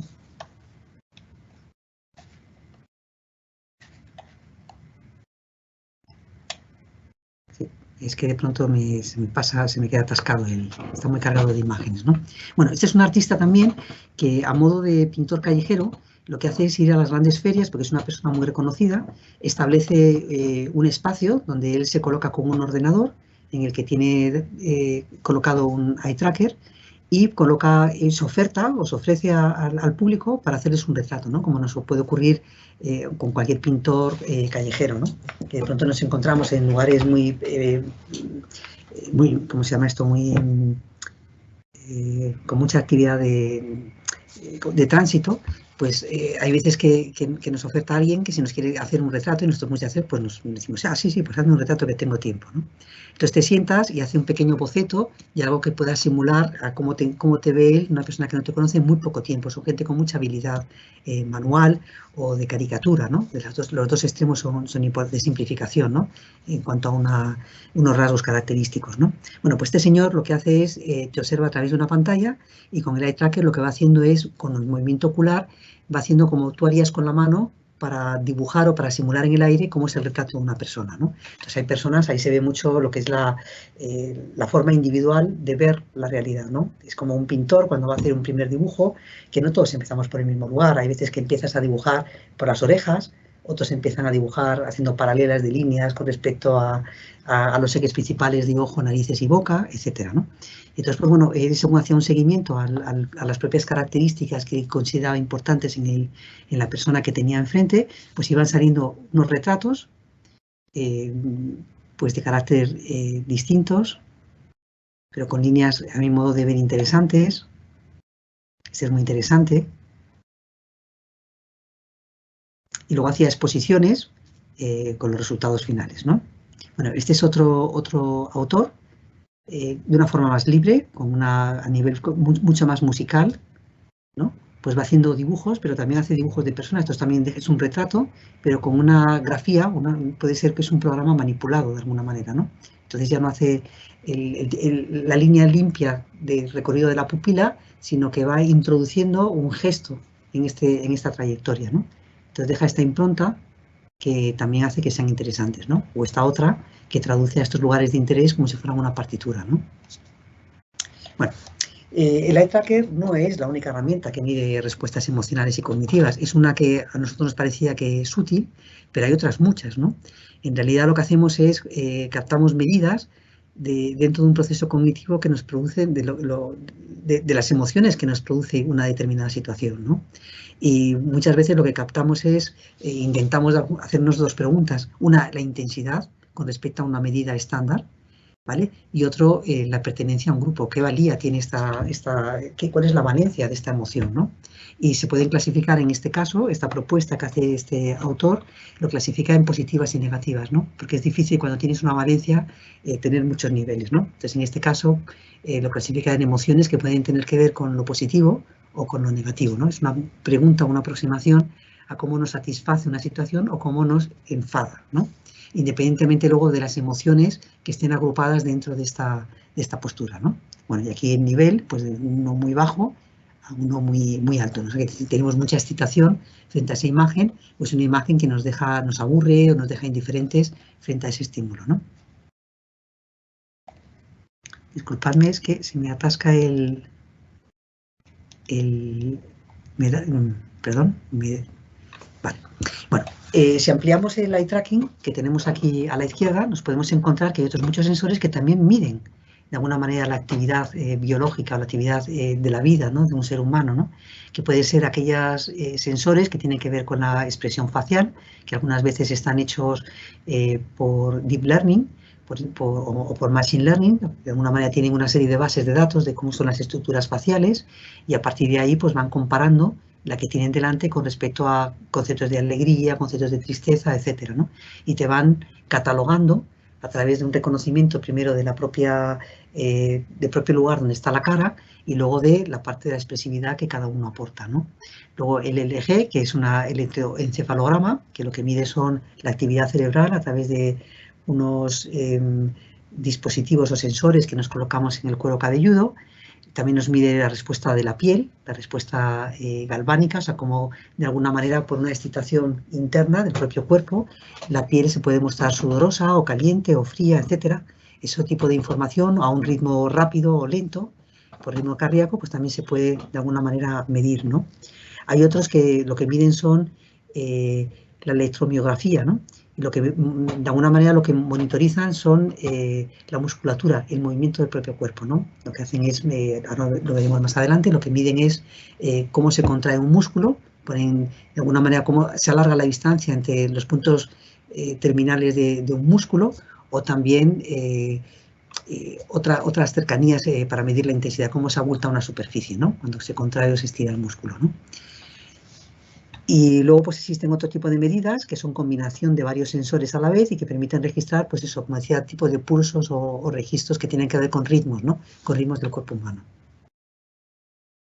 Bueno, si observamos un cuerpo humano, pues fijaros qué cantidad de riqueza tenemos para medir, ¿no? Pues fijaros en la parte de la cabeza, hemos empezado por la parte que tiene que ver con el eye tracking, a través de rayos infrarrojos, con un vídeo. Tenemos también estudios de pupilometrías, tenemos también actividad cerebral, tenemos expresión facial, tenemos el ritmo cardíaco, el oxígeno en sangre, tenemos el ritmo de la respiración, tenemos el nivel de oxígeno, la musculatura, la presión que ejercemos al empujar, por ejemplo en los pies es importante, cómo medir el movimiento, la temperatura de la piel, la resistencia de la piel en determinados lugares, etcétera, ¿no? Entonces, quiere decir que en todo el cuerpo se pueden simultanear muchas medidas, además del ocular, ¿no? Y que eso es muy rico para tomar datos, ¿no? En la actividad cerebral, yo voy a presentar aquí una metodología, ¿vale? Que la de alguna manera la aprendí con unos artículos que pude observar en el MIT, ¿no? Y me pareció que era bastante útil, ¿no? Y yo de alguna manera me he inspirado para hacer esta presentación en en este estudio del MIT, ¿no? Entonces, ellos miraban cada una de las proponían una serie de actividades biométricas y a partir de ahí decían cómo medirlas, o sea, qué es lo que podía yo medir ahí, ¿no? Que tenía ese cuerpo, qué es lo que podía acotar en ese cuerpo con ese dispositivo, ¿no? Luego me parecía muy interesante qué utilidad tenía, ¿no? A quién le podía servir ese trabajo, ¿no? O a quién se lo podía yo de alguna manera ofertar, ¿no? Y luego qué aparatos necesitaba yo para medir esas funciones, ¿no? Entonces, bueno, si empezamos, da igual por dónde empieces, si empiezas por lo que es el propio cuerpo humano, la actividad cerebral, pues claro, tienes una serie de ondas, delta, alfa, beta o gamma, pues que miden cosas distintas del cuerpo humano y no son las únicas, ¿eh? Hay cantidad de ondas que están todavía sin poner nombre, porque el cerebro es algo tremendamente complejo. Cada vez que encuentran la utilidad de una y son capaces de aprenderla para poderla registrar y separarla de las demás, pues le ponen un nombre. Pero hay otras muchas que están ahí mezcladas, ¿no? con otros, ¿no? Entonces, pues miren, nos dan información sobre el sueño, sobre cómo estamos de relajados en una situación, sobre cómo nos ponemos o nos predisponemos en situaciones de alerta o de peligro. Y luego también algunas para cómo de alguna manera ponemos en funcionamiento la actividad cerebral, pues cuando estamos desempeñando una tarea muy específica, ¿no? Que requiere mucha concentración y mucha atención por nuestra parte, ¿no? Bueno, podemos ver aquí que la actividad cerebral en este caso pues tiene que ver con el marketing, le puede interesar al marketing, al mundo de la comunicación, al mundo para trabajar con prótesis, ¿no? Cosas que tengan que ver cómo utilizar la actividad humana pues para mover cosas para personas que tengan algún tipo de discapacidad, ¿no? Para controlar, ¿no? Determinados objetos, ¿no? Para jugar, el mundo de la moda, etcétera, ¿no? Y luego, pues bueno, el aparato, lo que podemos medir son con aparatos de electroencefalografía o espectroscopía, ¿no? Y bueno, la expresión facial es muy útil para medir las reacciones emocionales porque, claro, somos muy expresivos en cuanto a la musculatura que tenemos en la cara, ¿no? Entonces estamos continuamente teniendo gestos de subiendo las cejas, guiñando los ojos, moviendo la comisura de los labios, moviendo también la parte de la nariz, y eso hace de alguna manera que somos tremendamente ricos para registrar estos movimientos, ¿no? Y todo esto tiene que ver con la expresión. Bueno, y luego esto puede servir, pues, indudablemente para saber el grado de satisfacción en el marketing, en la comunicación, como visualización, como identificación de una persona, ¿no? Claro, es que ahora esto antiguamente era muy complicado hacer, pero con los programas de Deep Learning es muy sencillo de hacer, ¿no? Entonces enseguida te salen, en el móvil lo tenemos, ¿no? Que enseguida ponemos algo en Facebook y nos salen registradas las cabezas de personas que están registradas en nuestro propio móvil, ¿no? Con el nombre propio, ¿no? Bueno, aquí se puede medir, pues, con aparatos de todo esto, con vídeos, con aparatos de EMG, con todo este tipo de cosas, ¿no? Otro que era para medir la piel, que es lo que le ocurre a la piel ante una excitación emocional o física. Bueno, puede ser para medidas de biofeedback. No lo he traducido esto porque creo que es un nombre estándar, ¿no? Y aquí lo que se suele hacer es personas que de alguna manera tienen algún tipo de comportamiento social que no lo quieren mejorar, pues lo que hacen es entrenarlo. Y para entrenarlo lo que hacen toman medidas, aprenden con esas medidas y a través del biofeedback, de un proceso de retroalimentación, van de alguna manera entrenando o mejorando este comportamiento que tienen, este comportamiento del cuerpo con respecto a lo social, ¿no? Una persona que tiene un gran sudor en su piel, pues puede de alguna manera entrenar cómo relajarse en determinadas situaciones para que no sude su cuerpo, ¿no? O una persona que tiende a mover mucho la boca o mover mucho lo que sea cuando tiene nerviosa, hace determinados tics, pues también a través de estos procesos de biofeedback, pues puede de alguna manera entrenarlo para conseguir mejorar socialmente, ¿no?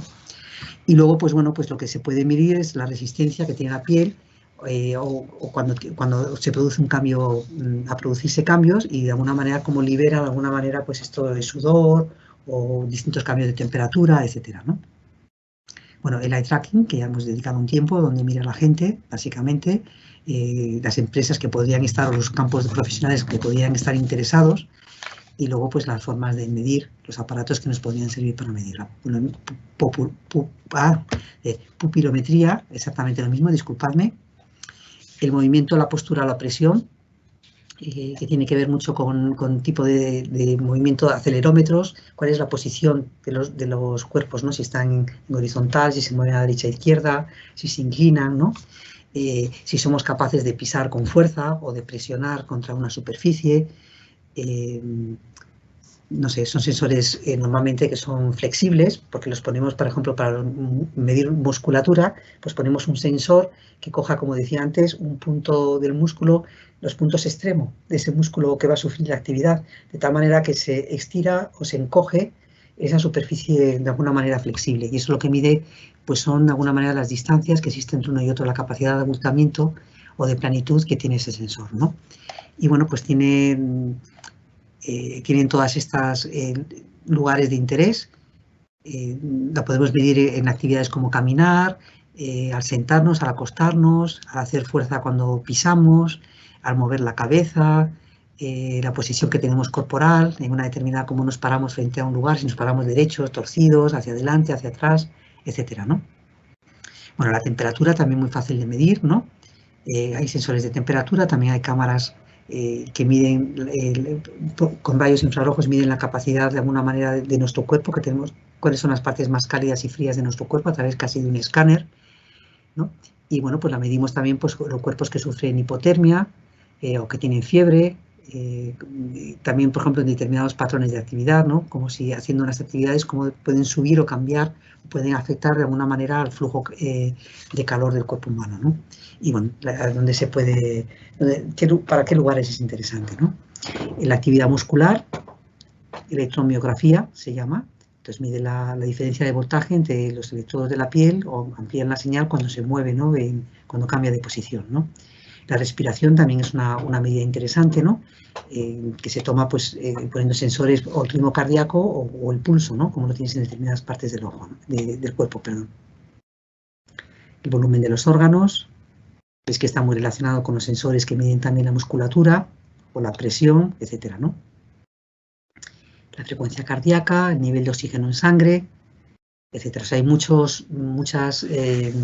el cuerpo es muy rico en medidas, ¿no? En datos que luego podemos transformar, como veíamos ayer, en otro tipo de historias, o pueden ser punto de partida para proyectos que al final no están separados del cuerpo, pero es un punto de partida interesante, ¿no?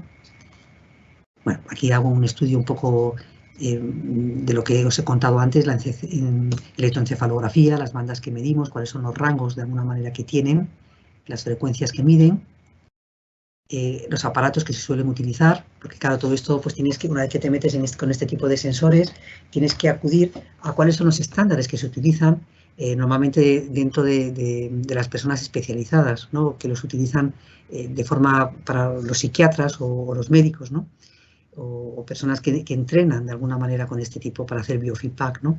Para saber controlar las medidas que estás tomando, ¿no? Porque ahora, si tomas una medida y no sabes a qué corresponde o por qué tiene esa intensidad, pues muchas veces no sabes qué hacer con ese dato, cómo calibrarlo, cómo normalizarlo para poderlo llevar o cómo mapearlo para poderlo llevarlo a otra realidad, ¿no?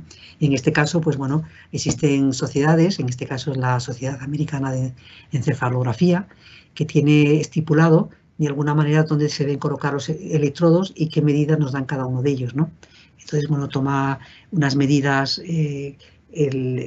justamente esta hendidura que da entre los ojos y la nariz, y aquí atrás esta protuberancia que tenemos en la parte posterior de la cabeza, ¿no? Y a partir de aquí, pues hace una distribución por ángulos de 20 grados y va distribuyendo pues una serie de sensores, ¿no? Quedaría así el dibujo. Esta sería la planta de la distribución de los sensores, ¿no? Bueno, se me traba, disculpa. Bueno, estos son ejemplos que nosotros estuvimos haciendo con un especialista. Esta es una persona que vende muchísimos equipos, tanto de software como de hardware. Entonces le invitamos a la facultad para que nos hiciera, que nosotros pudiéramos experimentar cómo eran estos conocimientos y cómo se tomaban los datos y lo dificultoso que era luego interpretarlos y poderlos aplicar a determinadas partes creativas, ¿no? Bueno, esta soy yo hace tiempo. La respuesta de la piel. Viendo también cómo tenemos que preparar muchas veces la piel, porque no se puede poner un sensor si la piel está sudorosa, si está sucia, entonces tiene que seguir un protocolo de limpieza previo para poder tomar medidas que sean de alguna manera fiables, ¿no? Y eso había que tenerlo en cuenta, ¿no? Y luego también hacer unas recomendaciones a las personas para que respirase normalmente. Claro, esto parece que te lo colocan en el aparato y tú ya estás enseguida dando señales buenas, y no. Primero, la mayoría de estos aparatos necesitan calibración, ¿no? Necesitas siempre establecer un diálogo entre la máquina y tú, que sepa la máquina ajustarse al rango de respuesta que tienes tú, ¿vale? Porque cada uno tiene un rango de respuesta diferente. Entonces, hay veces que el mismo aparato, nosotros lo comprobamos, sobre todo lo que tiene que ver con encefalogramas, con la encefalografía, todos los sensores que colocábamos en la cabeza, pues utilizábamos apps para tomar medidas y veíamos que había personas que eran más activas en actividad cerebral, se estimulaban antes con música, etcétera, y otras que tardaban un tiempo más prolongado, que tardaban un tiempo en hacerlo.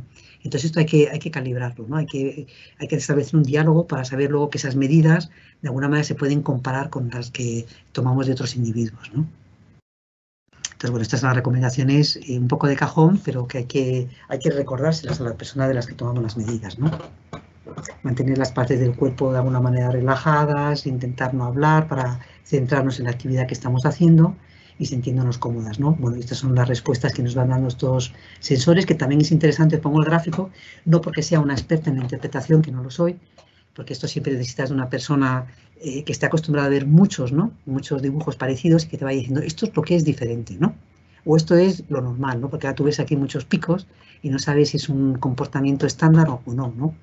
Pero lo que sí es interesante es saber, cuando estás con un experto, que te vaya diciendo dónde son los huecos, ¿no? Esto se debe a tal, y tú puedas, de alguna manera, que te sirva de narrativa para tu propia historia, para tu propio proyecto, ¿no? Para indagar justamente en aquellos huecos que son interesantes para ti, ¿no? Tomando medidas de este tipo, son aparatos, ya veis que son sencillos, no son excesivamente caros, y entonces, pues bueno, pues obtienes respuestas interesantes, ¿no? Porque estos son equipos profesionales, ¿no? Entonces, era interesante porque esto decía yo, que te relajabas, ahí estábamos todos en silencio, atendiendo las necesidades que nos daba la persona que dirigía un poco la sesión, y de pronto nos sorprendía que te decía, hacía preguntas, estábamos con gente muy joven, y decía, oye, ¿qué pasó con tu novio? Entonces la persona reaccionaba con fuerza, ¿no? Porque le descolocaba en esa situación en la que estaba de alguna manera en un mundo profesional y no sabíamos nadie si tenía o no tenía novio, y de pronto pues se sentía descolocado, ¿no? O desubicado. Y entonces en ese momento es el rico para dar una respuesta, ver qué le pasa a la piel y cómo reacciona en ritmo cardíaco, etcétera, ¿no? Bueno, había muchos aparatos de formas muy distintas. Siempre visualizábamos las medidas que se estábamos tomando en pantalla para hacer las preguntas oportunas, porque ya digo que es difícil de alguna manera interpretarlas, etcétera, ¿no? Estos aparatos de biofeedback son muy interesantes.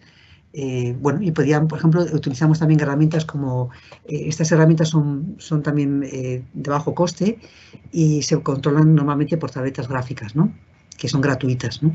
Entonces, te dan una visión muy rica de distintas situaciones de la herramienta que estás haciendo, ¿no? Primero, ya digo, una calibración, luego te van dando niveles de intensidades, tú puedes cambiar las pantallas y según te vas cambiando las pantallas te van dando de una forma dinámica las intensidades que estás tomando interpretadas de formas distintas, ¿no?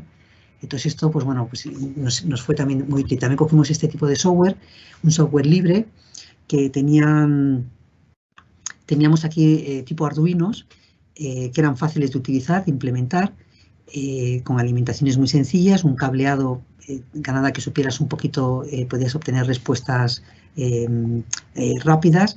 Lo poníamos conectado con encéfalo y con objetos que eran con sensores para la cabeza. Y luego aquí teníamos un software que también era gratuito y que podíamos de alguna manera ver no solo dónde estaban ubicados la zona que estábamos midiendo, sino qué cantidad de ondas queríamos medir y cuál era su rastreo intencional, ¿no? Y bueno, pues ya podíamos elegir una única onda, varias ondas cerebrales a la vez, etcétera, ¿no? En este caso, pues estamos viendo 3 ondas cerebrales, una casi muy plana y otras que casi van en paralelo, ¿no? En tiempo real podíamos de alguna manera también recalcular la visibilidad de aquello que queríamos medir. Bueno, esto es para que veáis el ritmo cardíaco, eran todo cosas muy sencillas. Esta es una cinta que medíamos también la musculatura. Bueno, si queremos hacer esto a nivel expresivo, tenemos que pensar en cómo de alguna manera se incorpora o cómo este tipo de aparatos generan una nueva prótesis al cuerpo humano, ¿no? Y aquí ahí se habla de un diálogo tremendamente interesante, ¿no? Hace como 2 años o 3 ha habido por Europa una exposición que se llamaba Yo Robot, ¿no? Y que ha estado en muchos países, ¿no? A mí me ha pasado que me cogió viajando con Erasmus y no sé por qué, parecía que me perseguía la exposición, me encantaba y fui a todas las que me cogió en el país cuando se movía, pues fui a verla para ver si la puesta en escena era la misma, etcétera, ¿no? Y estuvo también en Madrid, ¿no? Entonces, a mí me gustó mucho el planteamiento, ¿no? Porque veis que aquí hablan en la parte superior, parte del hombre, y en la parte enseguida en diagonal llega el robot, ¿no? Y entre el hombre y el robot declara el cyborg y el autómata, ¿no? El autómata es esa persona que son como máquinas que uno preprograma, ¿no? Para que hagan determinadas actividades y que cumplir la actividad es de alguna manera el objetivo, ¿no? de esos programas, ¿no? Y en cambio el cyborg es esa persona que se hace implantes, ¿no? Que son implantes que que le hacen tener un cuerpo híbrido, ¿no? No porque pueden ser implantes internos o implantes externos, ¿no? Y entonces, bueno, a través de prótesis, a través de cosas biónicas, etcétera, ¿no? Y luego también parecía que estos robots los podías clasificar desde el software o desde el hardware, ¿no? El software es cuando tú creas una experiencia robótica a través de la inteligencia artificial, de la realidad virtual, la realidad aumentada, la inteligencia distribuida.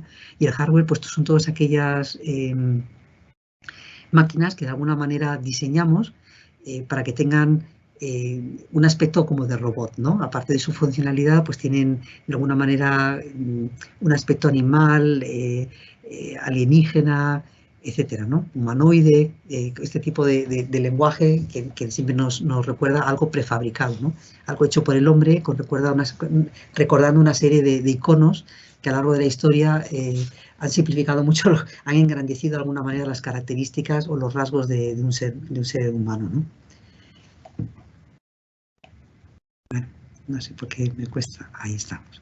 Bueno, nosotros a partir de a partir de ahí, recordar que siempre estamos trabajando en este tipo de planteamientos con los cinco fuentes que tenemos nosotros para captar información, ¿no? Y que todo lo demás es a base de elegir alguna de estas opciones, ¿no? Bueno, nosotros a partir de aquí, de estos datos que tomábamos en estas actividades que tomábamos del cuerpo humano, lo que hicimos es hacer un poco una traducción de cómo podíamos hacer para llevar estas medidas a una obra artística, ¿no? Entonces, bueno, empezamos a tomar medidas también con software gratuito y en este caso era colocándonos la cinta en el cuero cabelludo y elegíamos este se llama Brainwave y entonces grabador de ondas cerebrales y entonces nos daba todas las ondas, una riqueza aquí de ondas inmensa, ¿no? Entonces, claro, nosotros nos desbordaba recibir una tabla con muchísimas columnas y con un montón de datos simultáneos, ¿no? Entonces decidimos empezar poco a poco y ver qué podíamos sacar de la onda que tenía más actividad en un momento determinado al oír música. Entonces poníamos una música ambiente y registramos en un cerebro pues qué es lo que le pasaba, veíamos que era una onda rica en movimiento y a partir de aquí pues fuimos sacando, veis que aquí están todas las ondas que podíamos activar simultáneamente, que veis que hay un montón, ¿no? Bueno, entonces a partir de aquí, bueno, pues cogimos una serie de patrones, de formas que nos parecían interesantes, acercarnos a ellas desde el punto de vista artístico y bueno, pues fuimos acercándonos, buscando referencias de qué nos gustaría hacer con estas lecturas, ¿no? Entonces, bueno, esta es una que tenía mucho más ondas, estaban descolocadas, estos eran los datos que tomamos. Lo primero que tuvimos que hacer es limpiar los datos, muy importante cuando tomamos datos a una forma en tiempo real, hay que limpiarlos porque muchas veces el aparato de alguna manera sufre un lapsus y saca un 0, entonces eso de alguna manera afecta a la media de los datos que estás teniendo. Otras veces hay picos de tensión, entonces hay que primero regularizarlos. Y una forma de regularizarlos para luego poder manipular es normalizarlos. Quiere decir que es coger el máximo de datos que has tomado, el mínimo, y llevarlo a la escala que tú eres capaz de controlar en el objeto al que le vas a proyectar una acción, ¿no?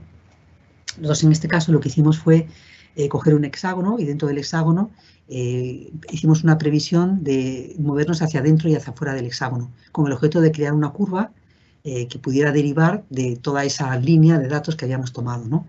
Entonces, bueno, veis que la parte externa del hexágono y la interior tienen la misma medida, entonces íbamos de alguna manera alternando hacia adentro y hacia afuera, etcétera, ¿no? dependiendo si el dato era positivo o negativo. Íbamos haciendo secuencias y al final todo esto responde a una observación de un determinado autor. Entonces, bueno, cogíamos varias medidas de estas y las íbamos superponiendo a modo de capas una encima de la otra. Y finalmente lo que conseguíamos hacer... qué pesado, perdonad. Vaya, no me ha salido el aspecto final. Era como una especie, era algo muy parecido a esto que estaba aquí, nada más que en vez de tener las capas así, eso es lo que nosotros diseñábamos, nosotros fabricábamos una envolvente, de tal manera que nos daba como una especie de escultura muy dinámica, muy redonda, en la que era un contenedor de una serie de experiencias recogidas a través de la música que había escuchado un observador y cómo había sido su comportamiento cerebral con una de las ondas concretas que habíamos registrado, ¿no?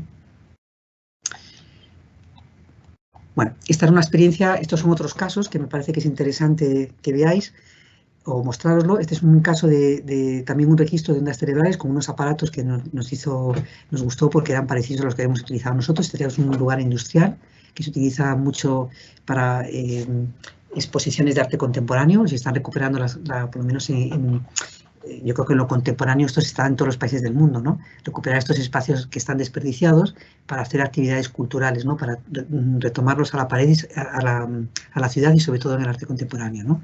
Entonces aquí tú entrabas en el espacio y te encontrabas este prisma, que son como una serie de lienzos que se miran hacia sí y que no daban ninguna otra información al observador, ¿no? Lo que era rico es que una vez que tú tenías este montaje, de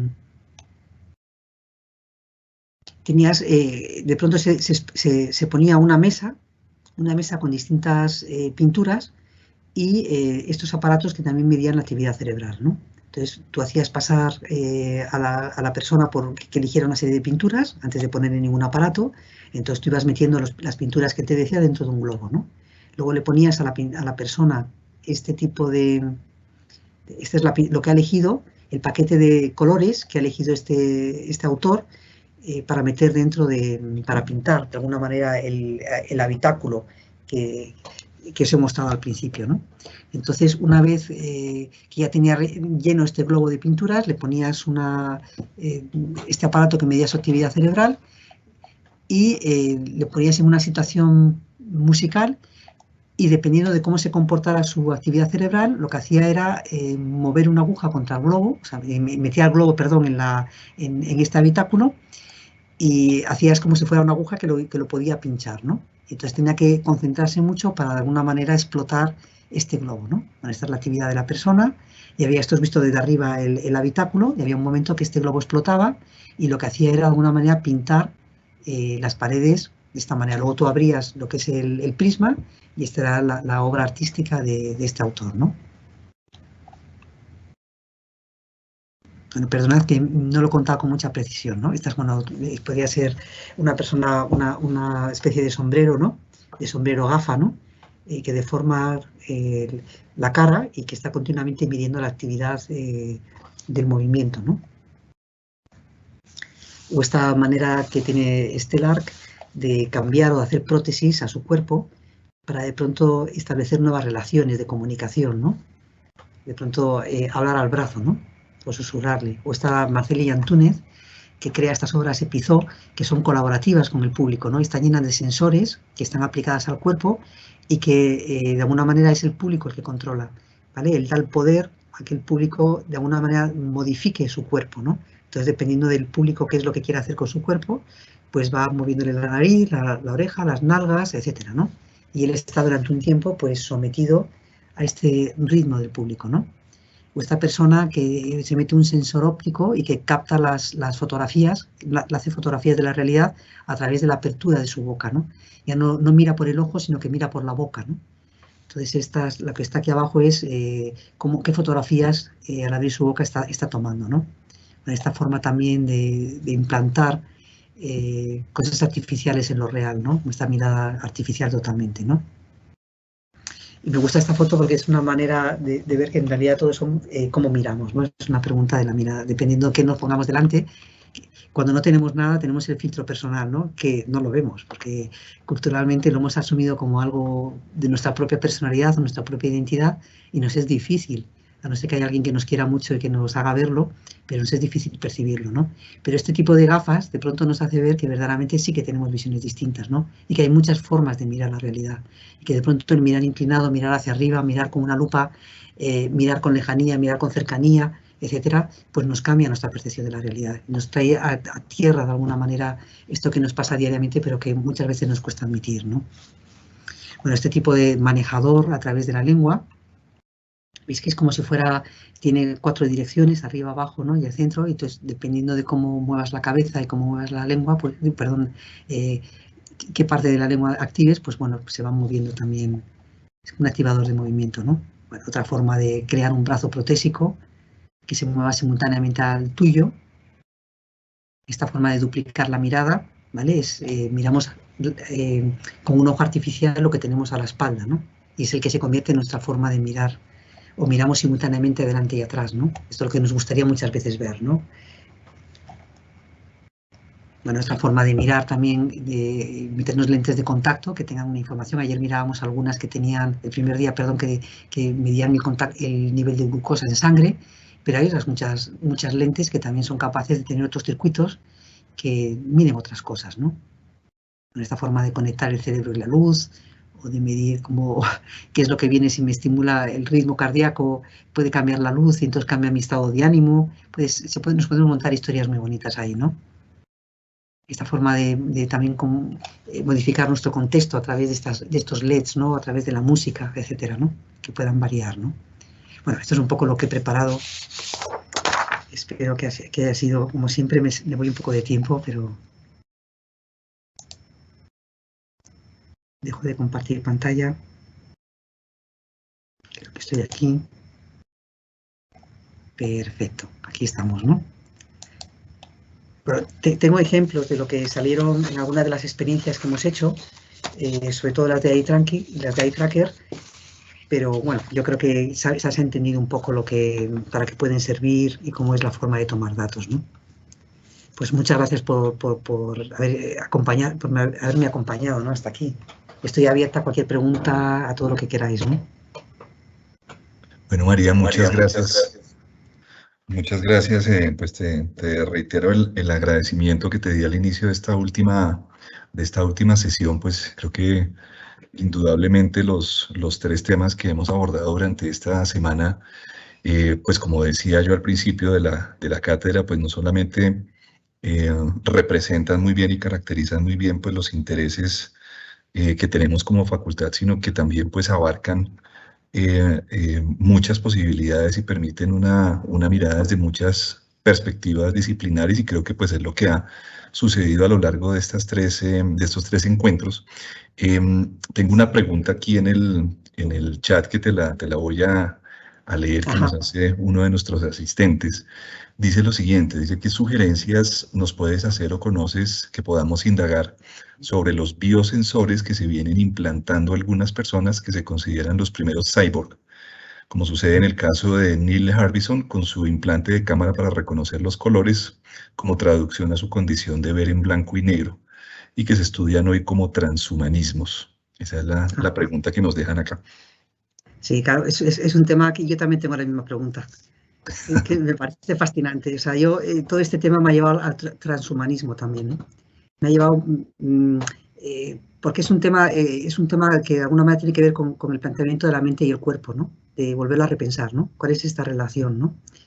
Y yo veo, por lo menos aquí en Madrid, está habiendo muchísima actividad en torno a esto, ¿no? Empieza a haber en el campo de la filosofía, en el campo ¿cómo se llama esto? De la psicología, y en el campo del arte y de la estética empieza a haber mucha preocupación por esta terminología. Yo la comparto como tú, yo tengo una inquietud inmensa sobre este tema, ¿no? Y lo estoy construyendo también, no he acabado el camino, estoy iniciándolo, ¿no? Estoy intentando aclarar bien cuáles los términos que debo emplear, si verdaderamente hay diferencias entre uno y otro, etcétera, ¿no? Y bueno, estoy en ello, pero me parece que es impresionante estas posibilidades, ¿no?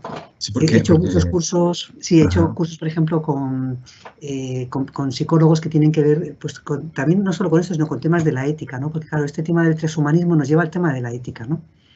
Y yo creo que todo este tipo de planteamiento de trabajar con biosensores no puedes obviar este tema. Entonces, yo, a lo que he llegado yo a la conclusión es que hay mucha gente implicada en esto, hay médicos incluso, ¿no? Que claro, que dicen que es una mejora también para las personas que tienen alguna preocupación personal y quieren mejorar físicamente, ¿no? ¿Por qué no transformar su cuerpo, ¿no? Claro, el problema de esto es cuáles son los límites, ¿no? Y bueno, yo me he encontrado a personas en asociaciones importantes, porque yo creo que todo esto hay que estudiarlo en todos aquellos grupos de personas que se ponen a pensar juntas el problema, ¿no? Y que además son multidisciplinares. Y normalmente son asociaciones internacionales que se comprometen con lo que está pasando, no miran hacia otro lado, sino dicen, es que esto está pasando aquí. Entonces dice, o nos enfrentamos a ello o nos encontramos con algo hecho, y con algo hecho que a lo mejor no nos gusta lo que hay. Entonces empiezan a crear publicaciones, empiezan a crear congresos o empiezan a crear lugares de debate, ¿no? Y yo creo que desde estas asociaciones o estos lugares, ya digo que son internacionales, hay que prestarles atención, ¿no? Porque no se puede obviar. O sea, aquí hay un tema ético muy importante, ¿no? Y la mejora está bien porque en realidad lo hacemos todos, ¿no? O sea, que tengo no sé qué, bueno, el problema estético ha habido mucha gente que se dedica a cambiarse su cuerpo, ¿no? Entonces, claro, entraría también dentro de este tema, aunque ya parece que está muy antiguo, pero sigue siendo este tema, ¿no? Pero hay otras cosas que se pueden hacer, pues estos artistas que trabajan con el dolor o que trabajan haciendo cosas, experimentar de otra manera. Hay gente, tenemos un artista que se llama Orlán, ¿no? Que seguramente la conocéis, ¿no? Que se hace prótesis de hace mucho tiempo, ¿no? Entonces se pone cuernos, se convierte, y su proceso es documentar toda la operación y hace y deshace su cuerpo, ¿no?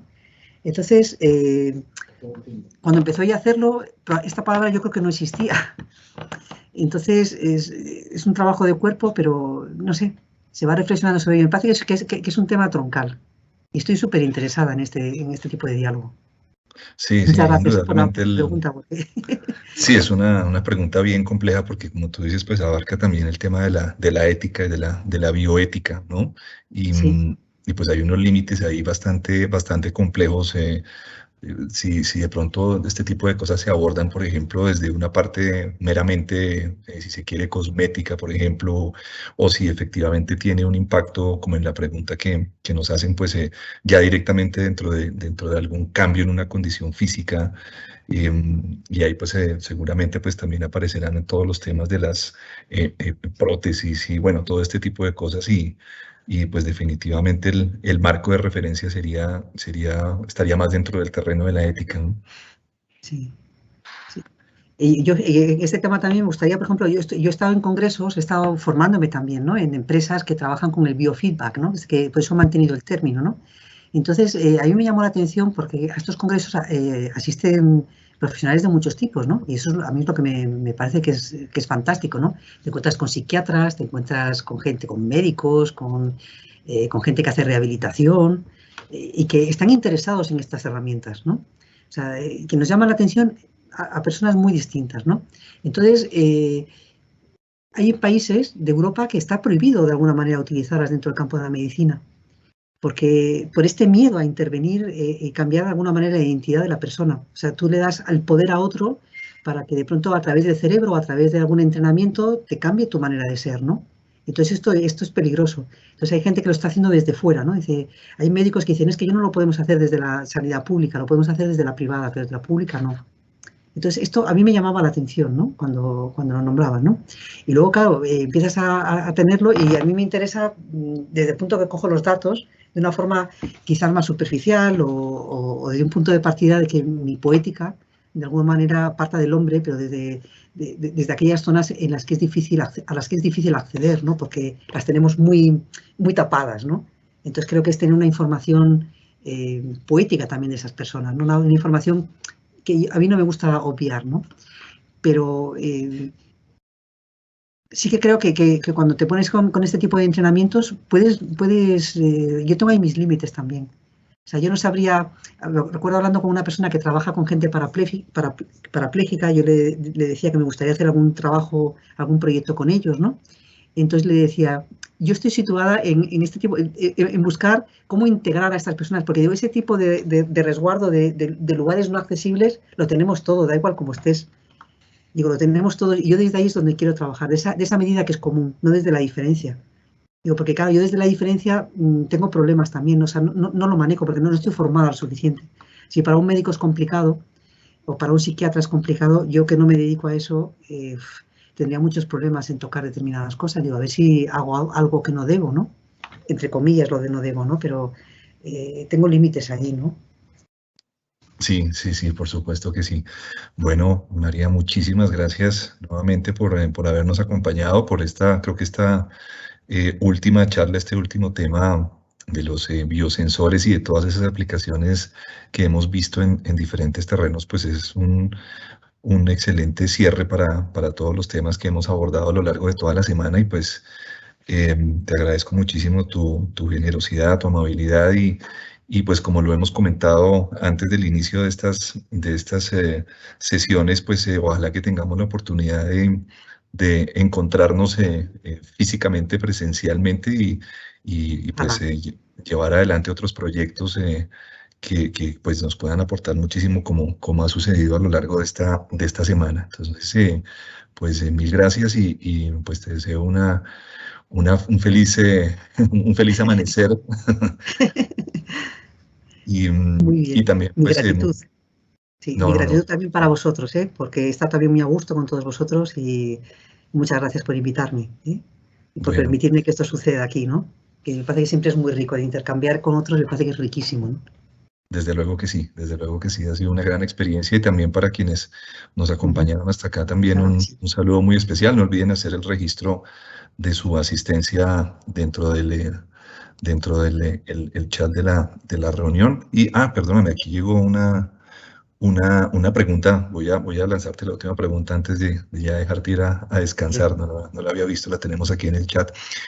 Dice, felicitaciones a la profesora María, nos ha presentado una gran cantidad de aplicaciones en todos estos encuentros. Me surge la inquietud en la durabilidad de un biosensor antes de ser alcalinizado y o oxidado por respuestas a agentes extraños en el cuerpo y si en su implantación cuánto tiempo en promedio duraría calibrado el sensor, de qué matriz base se recomienda construir estos tipos de sensores. Esto es muy complicado para mí, pero yo recuerdo, mira, nosotros tenemos aquí en España una actividad que se llama la Semana de la Ciencia. Entonces recuerdo que un año fue muy divertido, porque nosotros de Bellas Artes pusimos el mismo nombre que otros que venían del campo de la química. Entonces, ahí nos dimos cuenta porque de pronto nos sentimos que nos habían cambiado el nombre de la actividad. Entonces yo pregunté, me dice, es que se parece mucho a unos que lo han puesto en química. Y yo lo llamaba muy parecido al tema que ponía biosensores y luego respuestas, midiendo respuestas, muy parecido al título que presento hoy aquí, ¿no? Entonces yo tuve mucha curiosidad por llamarles, por visitarles, pues a ver quién eras, por conocerles, ¿no? Digo, ¿qué hacéis vosotros y tal? Porque si podemos complementarlos, pues fenomenal. Y mi respuesta fue, mi sorpresa fue que ellos llaman biosensores a otras cosas muy diferentes a las nuestras. Muy diferentes. O sea, ellos cuando hablan de biosensores tiene que ver un poco con lo que tú cuentas, ¿no? Con cultivos, ¿no? Entonces, ellos lo que hacen son cultivos para que hagan determinadas funciones. Tienen un problema y crean un sensor que resuelva ese problema. Y claro, yo ahí me perdía, ¿no? Y fue muy interesante porque además estas personas, las que lo dirigían, tenían personas que habían estudiado en Bellas Artes. Entonces me recibieron encantados porque comprendían cuál era nuestra mentalidad. Pero claro, era difícil, tiene que ver mucho con lo que tú dices, ¿no? Que tienen una vida que está limitada, que tiene una forma de crecimiento y que no son como lo que yo muchas veces te he presentado aquí, que es un dispositivo que lo tienes que calibrar, lo tienes que limpiar. Eso es de la cabeza, también tienes que tener mucho cuidado porque si no te dejan de dar medidas buenas, ¿no? Y tienes que tener el pelo limpio, etcétera. O sea, tienen un cuidado y un mantenimiento y la vida no sabría porque no tengo ningún aparato que tenga mucho trayecto todavía, ¿no? Pero sí que sé que se estropean, ¿no? Porque cuando los estás manipulando mucho tiempo se desajustan, dejan de darte, los cables se van, o sea, sí que sé que dan problemas, ¿no? Pero lo que tú dices de la vida biológica, creo que un químico ahí tiene mucha más información que yo. porque sí te puede decir los materiales, no sé, un poco más. Pero sí es un problema, vamos, tienen vida, se caducan y los tienes que renovar. Eso sí Sí, está claro. claro, sí, tienes que Sí, renovar. es un tema, además de todo lo que ya hemos dicho, es un tema pues totalmente interdisciplinario, ¿no? Involucra una Sí, gran cantidad de áreas de conocimiento y pues en esta pregunta evidentemente que necesitaremos también apoyarnos en la química para, claro. para resolver ese tipo de inquietudes. Muchísimas Bueno, gracias por todos, por vuestro interés, bueno, a todos los claro. asistentes. Bueno, María, mil gracias y un saludo para todos y pues una feliz noche en Colombia y una feliz madrugada en Madrid. Muy bien, hasta María, pronto, muchas gracias por gracias. todo. Hasta Chao. pronto.